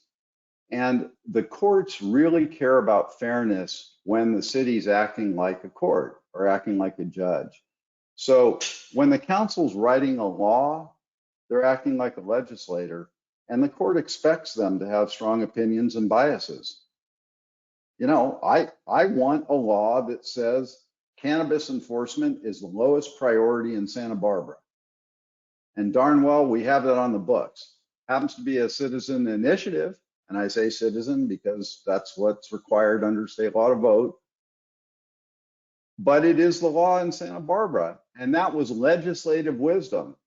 Fairness is not required. You can say, I don't care whether marijuana is risky or not. We don't want to enforce. Or you can say, I don't care whether marijuana is safe or not. We want to put them out of business. That's legislative, and the courts defer to that wisdom. Why? Because you're going to teach the voters what's wise or unwise on election day so they can get rid of the elected officials who don't do the job the voters want, right?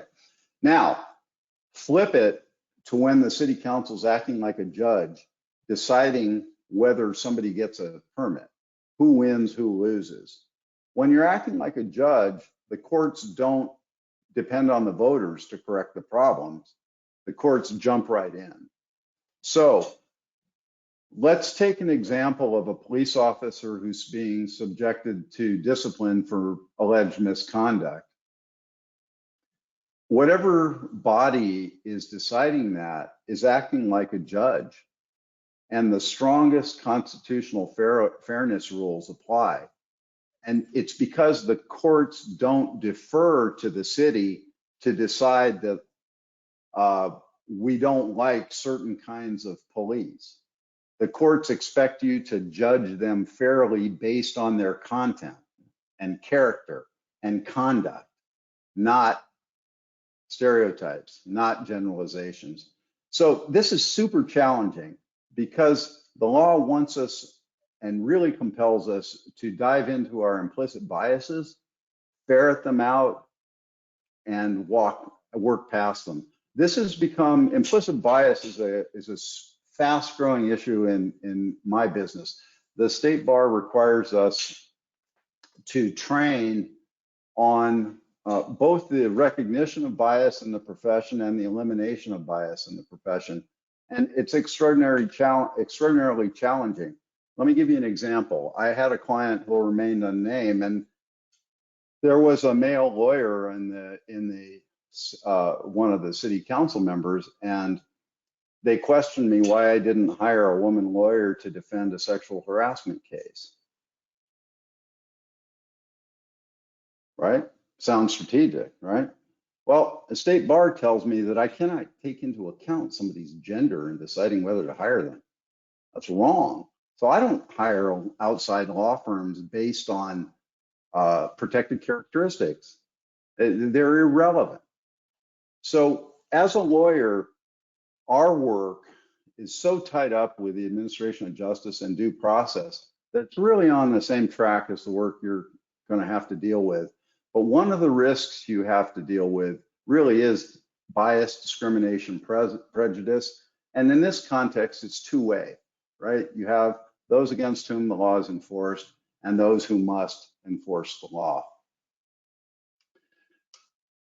And our personnel processes, including the Civil Service Commission, have to live up to these super high standards of due process. The unfortunate part, and I'm hoping you can help be messengers, is that those of us who recognize that even the worst among us is entitled to a fair trial and a defense are often stuck representing the worst among us. And I don't know what to say to you other than my belief in the constitutional values of the United States compels me to treat the accused, any accused, with the fundamental fairness that the Constitution requires. So you've got a heck of a dilemma to work through. I respect you for taking it on. Next slide.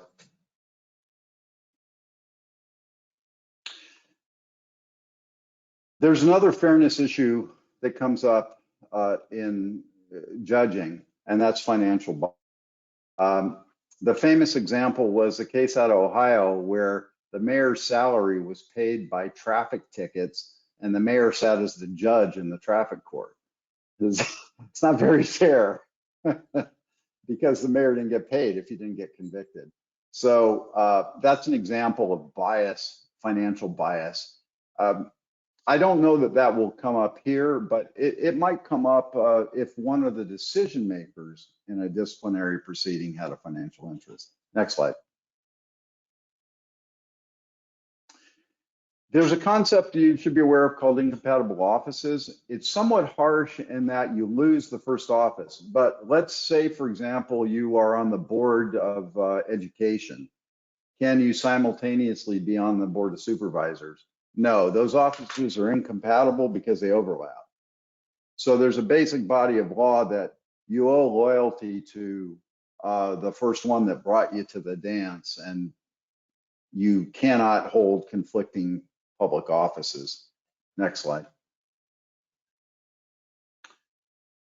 It's all about loyalty. In accepting, part of your oath, by the way, it wasn't explicit, but part of your oath is you accepted a degree of fidelity and loyalty to the organization. Here it's expressed through your duty to uphold and defend the Constitution. And fortunately, there is room in that oath for you to come to your own view of what the Constitution requires. Next slide.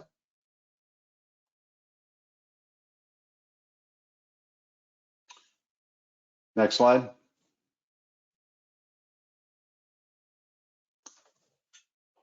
Next slide.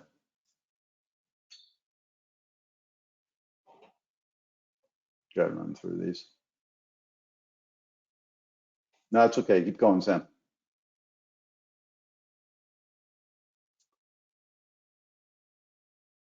Okay. All right. The law, AB 1234, also requires that we train you on contracting because there's potential for corruption there. So you'll often hear people come to the city council and say, why aren't you having a preference for locals? You ever heard that? So your lawyer gets terrified every time they hear that. It's understandable, right? It's plain as nose on your face. It kind of makes sense. Shouldn't the government put the money into the local economy? Well, that's not the way we're set up. We're set up so that we get the best price and avoid favoritism, so we do it competitively. Most of our contracting is done competitively. It's good and bad. We deal with it. Understand, though, that the point is to avoid favoritism, and this is significant. Favoritism can be expressed in a lot of ways. Let's imagine we have a highly unpopular city official who's done nothing wrong, but who's unpopular. And let's imagine that, you know, they're unpopular because of a reason that's not lawful. Let's say that they have an ethnicity that's unpopular in the community. And that never happens in America, does it? Right? Well, that individual is going to get iced out. I experienced this firsthand in my one summer of farm labor, working in a packing house. When I was hired, the hiring officer assumed I was Latino. And to my great shame, I got a raise when they found out I was Anglo, or somewhat Anglo. So competitive bidding hits at the heart of people's ability to get a livelihood and have a fair shot in this world. And it's an essential part of what we do. So when you hear calls for local preference, remember that that means somebody's going to be excluded for a reason that may not be within their control. Next slide. We have our own competitive bidding rules, and they're built into the charter for the reasons I've described. It's not just state law. Next slide.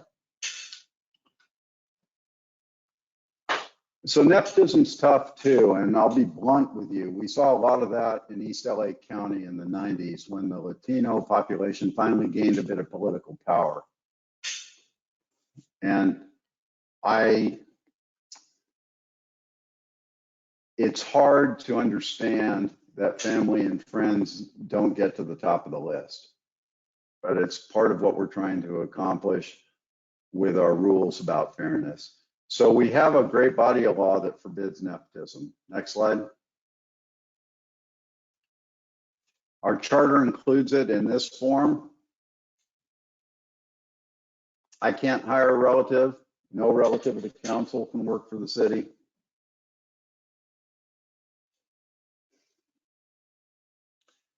And there are reasons for this beyond just favoritism. Families like a conspiracy have the ability to hide corruption better than unrelated groups. A conspiracy is punished more heavily in the law because the ability of a group to conceal their crime is more devastating to society than the ability of an individual to do that. Nepotism falls into that same category because it offers the opportunity to conceal family secrets, whether they're related to work or not. Next slide. We have about 10 more to go. Our municipal code says the same thing. I'm putting these out there, our local code sections, in part because you may be surprised they're there. I think a lot of times people assume that the city employees take care of their own, and it's nothing could be further from the truth. Next slide.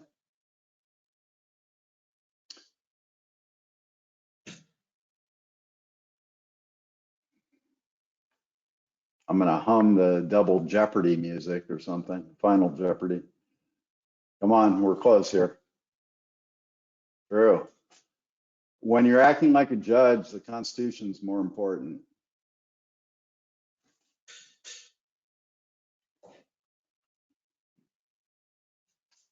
Right. You notice that there's discrimination there. In this instance, the daughter's the best candidate. But in order to avoid the appearance of impropriety, that best candidate's not going to be hired. It's that important. Next slide.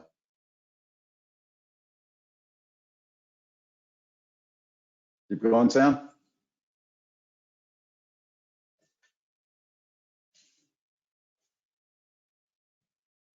Right. When you're financially involved in a quasi-judicial decision, you can't make a decision. Now, Mr. Casey was going to cover the city's ethical principles that were developed by an employee group in the mid-'80s. I'm not going to elaborate them. They're fantastic. When you read them and look at the date, you do a kind of double take. I'll ask Mr. Ramirez to email them out to you for your own reading. The reason I mention them is that I think when you read them, you'll find that a lot of foundation has been laid for you, and that the organization really shares many of the values that the council wanted to recognize in creating this group. We've talked about the law. Let's kick around basic ethical ideas, ethical qualities. Sam, just one at a time here. Honesty. That's first and foremost. Under California and federal law, a police officer becomes useless as a witness if they are found to be untruthful, period. Truth-telling is so important that it is grounds, lying is grounds for immediate termination. So highest above any quality is honesty, from my standpoint. Let's look at the next one and then we can argue about it. Somebody give me a definition of personal responsibility. Or what's another word for it? Integrity. Mm-hmm. There's, how about what else? Accountability. Accountability, integrity. So accountability, I had a very loving but harsh mentor at work years ago. And he said, Ariel, there's two kinds of people. People who do what they say they're going to do and people who don't. And I thought that was remarkably harsh because, you know, there are sometimes reasons why you can't do what you say you're going to do. It's harsh the same way a law is harsh that says you get your hand cut off if you steal a loaf of bread. Well, if I'm starving, should you cut off my hand? So personal responsibility, like most of these ethical qualities, other than honesty, ends up kind of a sliding scale, depending what you're talking about. Keep going. This is one of my favorites. What does that mean to you? Rich, what's the basic idea of harmlessness? I'd say the idea of like first do no harm, that you all things you want to be considerate of other people, and harming someone is essentially like something that we want to value and not participate in. Is that correct? I don't know. You tell me. Somebody else help out here. Why do we care about it? Harmlessness. I mean, we're not doctors.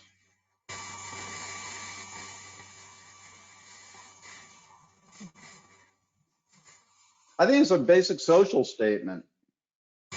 You know, if we're going to live together and accept each other, I come at it with the notion of harmlessness. I'm getting a lot of static. Is anybody else hearing that? Yeah. I'll try and talk through it. I'm sorry. I don't. So it is around first do no harm, but in our perspective, looking at the issues you've got to look at, again, balancing, you're going to have inevitable tension between the rights and interests of police officers and the rights and interests of the community. If you create a dichotomy, there's ways to work around that. You know, lawyers think of everything as a competition. It doesn't have to be that way. You can make the pie bigger, right? But harmlessness is a fundamental precept because we can't work together if we're fearful of harming each other. In my mind, it's not only about my obligation to avoid injuring someone. I have no interest in causing harm to anyone at any level, whether it's through any kind of violence I find difficult. Here, ultimately, we would like policy to achieve our ends without causing undue harm. So it's part of the balancing. Next. Somebody help me with respect for others. What does that mean? I mean, it sounds good. What does it mean? What does respect mean in this context? I would say that we want to treat other people with dignity at all times, and for their basic humanity, as well as their opinions and throughout this process. Why? I mean, I know you're a nice guy, but tell me why. What's in it for me? Well, isn't it the ethical quality that we value? It's like our values, so we want to reflect our own values. I learned it this way from the first diversity coordinator at Apple. I have multiple blind spots because of who I am. You know, I'm half Persian Armenian, half Latin American French. I don't see the world the same as all of you. In my workplace or in my community formation commission, I have the advantage of working with people from tremendously diverse backgrounds, whether they're cultural, ethnic, or social. That gives me 360-degree vision. So I get instantly stronger when I respect you and learn from you and convince you that I actually care about what you're saying. So what I'm getting at here is respect for others is valuable to you because it elicits from others what we need, which is connection, collaboration, communication, cooperation on these issues. That's the fundamental job of civilian review that Mr. Doimus outlined in our report this summer. Ultimately, civilian review is meant to separate any theoretical gap between those who have to enforce the law and those who want the enforcement. So respect for others is fundamental to getting the community to participate. Next, fairness and justice. We've talked about those. What about justice? What do we consider just? I throw this out there because I've had arguments at the Court of Appeal around justice. It's an interesting concept. What does it mean? Does it mean? My guess is that sometimes what might be fair may not be legal. And so justice is legal fairness, maybe.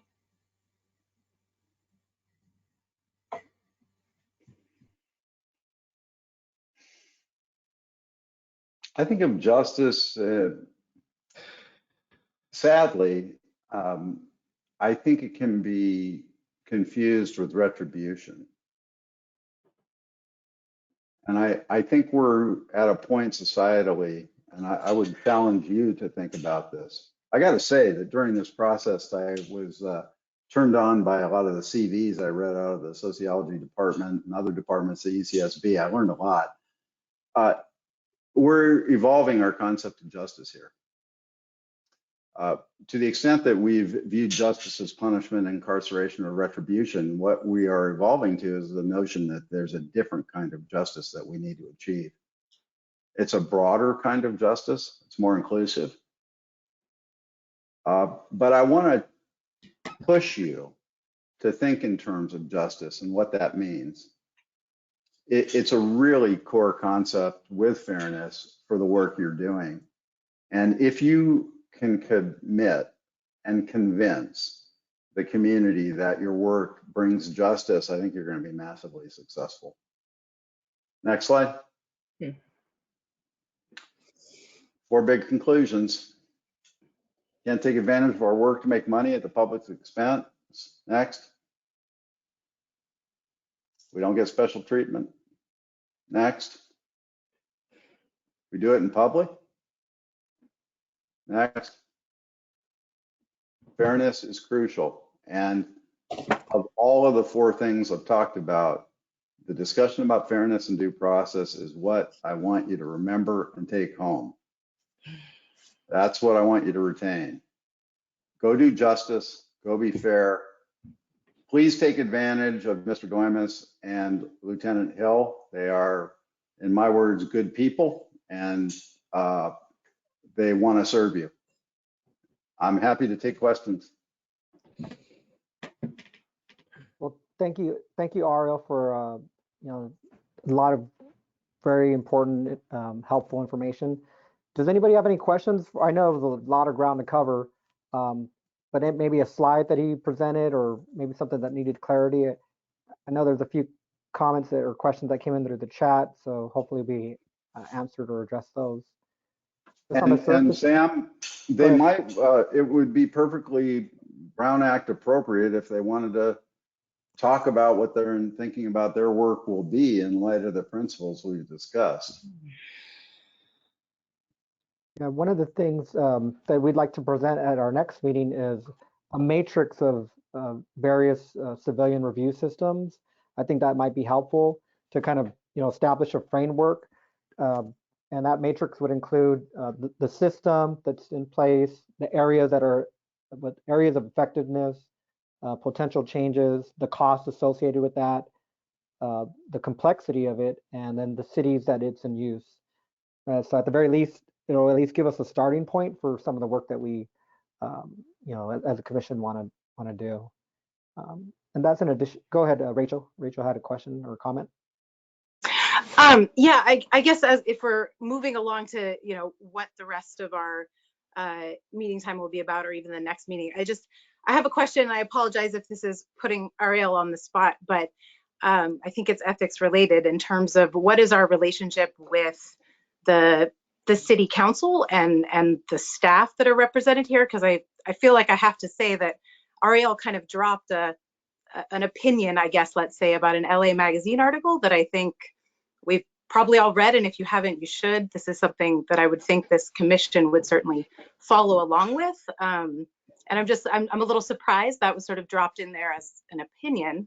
So I'm curious about, what is our relationship with you all as well, sort of training us, but influencing us potentially as well. I meant it as a statement of feeling rather than opinion. The council has made us available to help you. The council has recognized that you may need other resources beyond us. So you've got, I wouldn't say you have a blank check, but you have a clean slate to describe what you're going to need and ask for it. None of us desire to be foisted upon you or forced upon you. And we're very mindful that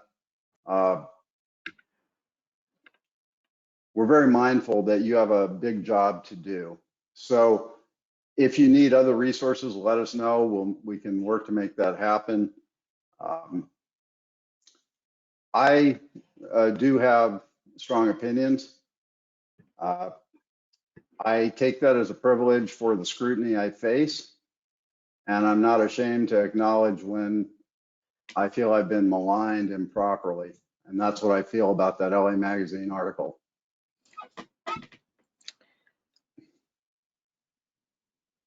I guess, can I ask which item we're on? So we're still on the ethics training portion of the. Oh, okay, because of the Mr. agenda. Malone mentioned that Paul Casey was going to be doing a presentation, or is that? Not specifically tonight, just, Oh, okay. Um, So that's why I I'm just sorry. kind of came to. Any other questions related to Ariel's, ethics training, and then, we can continue to keep moving along. Thank you, Ariel. Cool. Well, thank you, Ariel, for all of that information. Today is the third Wednesday of March. I just happened to choose a date, so after your appointment, for us to meet so that we can kind of continue the momentum. And I don't know if the third Wednesday works for the commission of the month. It doesn't work for me. And I'm just one person. Yeah, of course. And I know trying to in the evening anyway. And I know trying to schedule 13 calendars in addition to our alternates, it's going to be a challenge. So just want to figure out if there's a date that works. Tuesdays, of course, don't work for staff because of council meetings. But any day beyond that, I think work. Just by a show of hands, we can kind of go through the days of the week. Our Mondays, out of the question. Should we raise our hand if a certain day works in the evening? Is that? Or actually, how about this? Throw it in the chat. If there's a day of the week that works best for you, throw that in the chat, and then what I'll try to do is, try to coordinate all of those responses, because we would like to get a placeholder for the next maybe 2 to 3 meetings. And of course, there's flexibility that the commission has in terms of, maybe 1 month it is, but we'd like to be able to say, these are the days that you're going to meet going forward.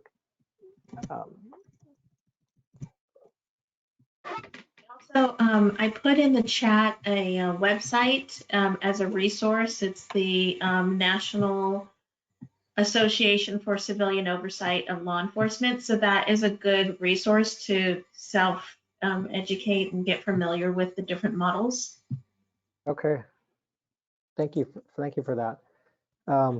Yeah, and if there's information that you think might be helpful, sharing with the commission, by all means forward that to me so that we can discuss it and digest it if needed. One of the things that we'll also have to set at the next meeting is consideration of a chair and vice chair. So of course I'm coordinating and facilitating tonight, but by our next meeting we'd like some consideration of who the chair and vice chair should be, and we'd be open for nominations for that as well. One last thing is also, we mirrored for public comment the council's time limit of 3 minutes. This commission in the future is going to have engagement with the public. It doesn't have to take 3 minutes. You can choose to do less or more. But we just kind of mirrored the council time frame that they allow for public comment. But as Ario mentioned, this is a new commission. As Paul mentioned, we have an opportunity to shape this, any way that you see that would be effective or would fit for our vision or our mission. So I see a lot of different days, which will be a challenge, but. Can I ask if is there a budget for this commission? So for instance, and I'm just throwing things out there, if we wanted to have a facilitator for a meeting, or if we want, what are our parameters there? Well, there's no specific dollar amount, but the council did make available, the city council did recognize that a professional facilitator would be needed. So city staff is aware of that. To kind of, also help guide the discussion and kind of the workflow that might be taking place. So, it may not be a blank check, but I know there's going to be costs associated with.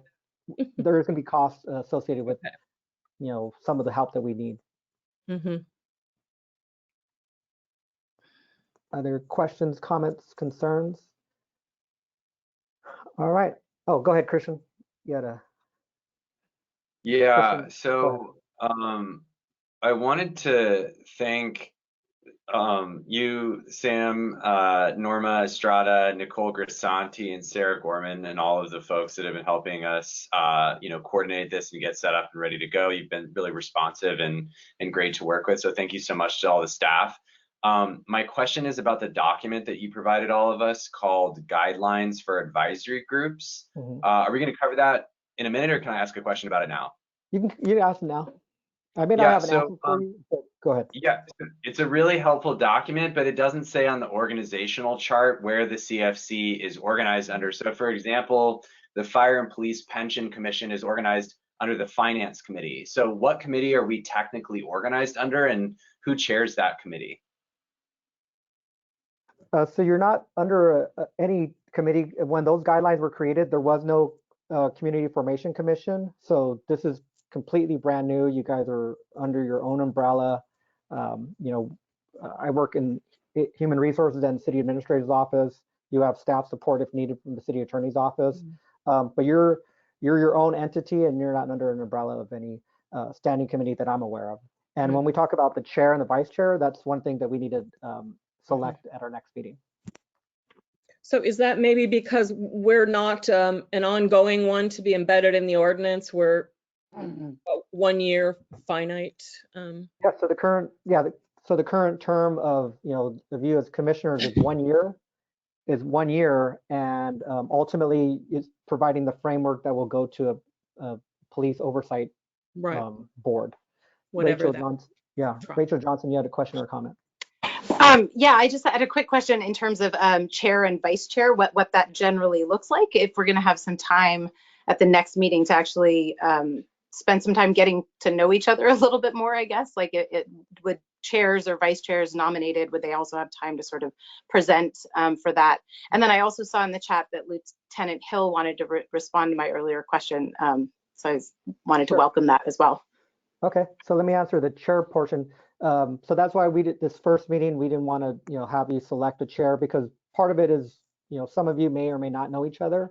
And so we wanted to kind of, you to introduce yourself at the next meeting, say whether you are interested or not in being chair or not, or vice chair, and then kind of having a dialogue of, amongst yourselves of the best fit for that. And of course, ultimately have to take a vote for it. Lieutenant Hill is on the, let me have him respond to your question or comment earlier. Go ahead.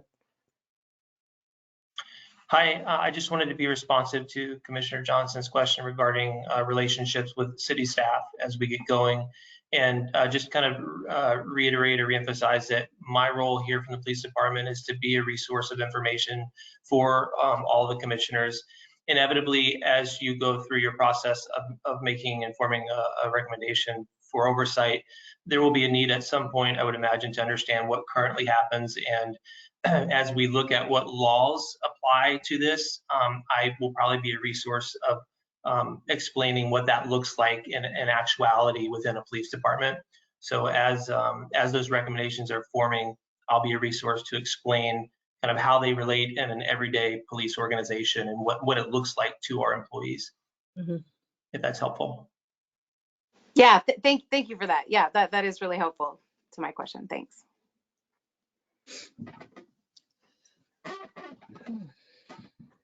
Before I open it to public comment, I think we only have maybe 2 attendees that are viewing it. I'm not sure if they would like to speak, but if they do, I'd encourage them to use the raise your hand feature of this webinar app. But while I see if they want to public comment, are there any closing comments or questions or things that need clarification? Be happy to try to address it. I just want to echo what Rachel said as far as hopefully, you know, especially since we're just meeting by Zoom, but we'll have a chance to kind of get to know one another, you know, a little more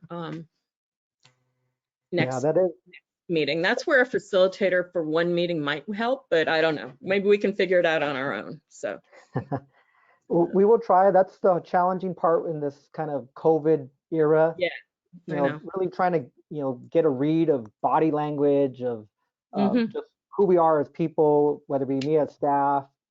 I'm always smiling, but just for you guys to, you know, I think there's a what's called a storming and norming forming phase that you know, you guys all have different professional and personal and life experiences that you bring to the commission, and it's really hard to, you know, really get those you know, in a virtual setting. But we're going to do our best, and we're going to try, and we will try to do right by the council and you as commissioners, because I know it's an investment in time and investment in energy, so we want to make the best use of it.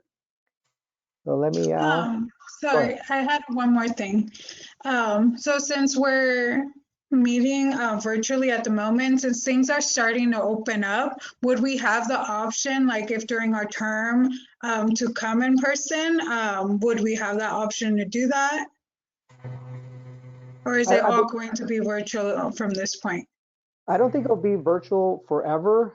Part of why we went virtual was because, you know, we're following county public health orders. You know, the governor's office gave some guidance on that. But now that, you know, counties are, you know, changing tiers and returning to, you know, some semblance of normal, that might give, you know, the commission opportunity to return in a, you know, safe setting. You know, so we'll definitely try to accommodate that. You know, there's 13 commissioners with 2 alternates, and so, you know, trying to keep, you know, enough distance between you might be a challenge, but we're definitely gonna, you know, work toward that if possible. Okay. I just wanted to take a moment to thank Ariel for this training. I've done an ethics and Brown Act training before, and having you present it the way you did was interesting, and I would even say it was enjoyable. So thank you for that. Well, I certainly hope I wasn't offensive, and I apologize if so thank you. I appreciate it. Okay. So I don't see any hands raised for the. I think Sam. Yeah, right here. Oh, go ahead, Gabe. Sorry. No worries. So I was just thinking that this commission meets once a month. That's 12 meetings. Are we going to be able to discuss a timeline or a strategy on how we're going to tackle basically where we are right now at the starting point to getting to a recommendation for city council? So yes, that is something that we'd love to, you know, have a kind of a calendar. But even though we meet monthly, we're not limited to once a month. I think that if there's an opportunity to meet beyond that, if there's a need to meet beyond that, it's definitely something that can be done, you know, depending if the commission wants to kind of take that route. And maybe that could be on our timeline or our agenda next month, the timeline, or at least a draft timeline or a opportunity to work on a timeline, you know, whether it's a. Agreed. Okay, that's definitely something we'll explore within internally, except for placement on our agenda. Can I volunteer something to Commissioner Escobedo? Sure. And Lieutenant Hill might be helpful here too. if you have work you'd like us to do in preparation for your next meeting, you are welcome to tell us now so we can get going. I think just personally for me, if there was a staff recommendation on a timeline that we could then discuss at next meeting, that would be very helpful. And then we could adjust that timeline to fit what the commission thinks is appropriate. That would be good. Okay. It helps when everybody lets us know it makes sense. If you agree with Commissioner Escobedo, please speak up. Yes, I agree with Commissioner Escobedo. I would like that. I think what I actually am feeling a little bit of anxiety that a year may not be enough time if we just meet monthly. And so timeline and allowing us to really consider whether or not we need to put more time on the front end so that we can at least do research or bring things together. It seems because of the Brown Act, I was thinking that we would be forming committees or something, but I don't think that that's going to be possible. I think we all have to be together. So if that's the case, I do think that we're going to have to do a little more research on the front end to really begin discussions later. But we could have committees, right, Ariel? It would be ad hoc since we're essentially ad hoc, but I mean, and so maybe we can talk about that next time as well. Absolutely. May I respond to Commissioner Sanders so everybody understands the same info? You can create committees of less than a majority on specific sub areas and then report back to the whole. Those subcommittees don't need to be noticed, can be conducted privately with or without staff. Right. I would just No, go ahead, Jordan. I would just like to echo that. I think maybe our next meeting is really focusing on process and how are we setting up the process, what is the strategy, and really focusing on that game plan. Because then once we all agree on that, then we can actually get into the meat of the work. And I think, discussing committees, subcommittees would be a really great solution as well to this time crunch that we have.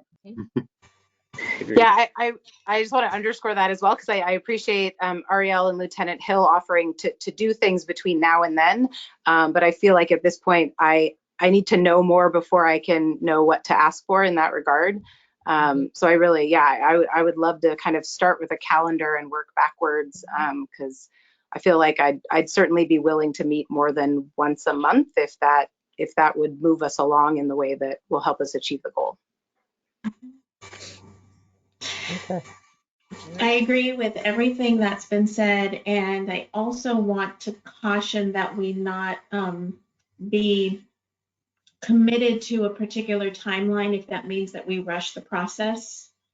So I like the idea of having maybe a working structure that we can modify as needed, and then if it needs to go over a year, we can, ask the council to extend the commission appointment date.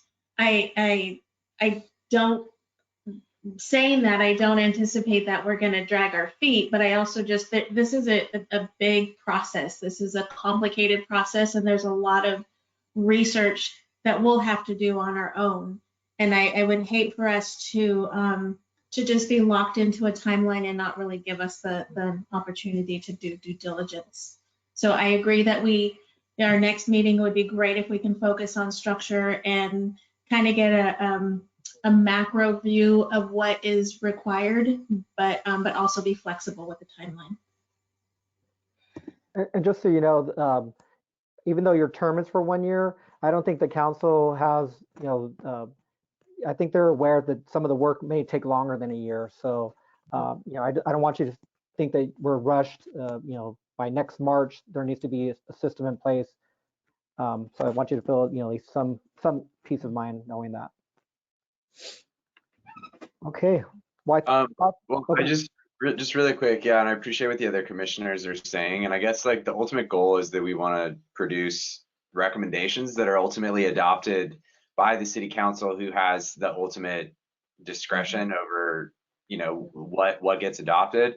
I've never participated in one of these processes before, but I have seen the work of a commission that did, you know, 8 to 12 months of work ultimately not be, their recommendations not be adopted by the city council. And so I really want to stress what the other commissioners are saying, that like 12 meetings to me doesn't seem like enough at the outset, once per month to do the work.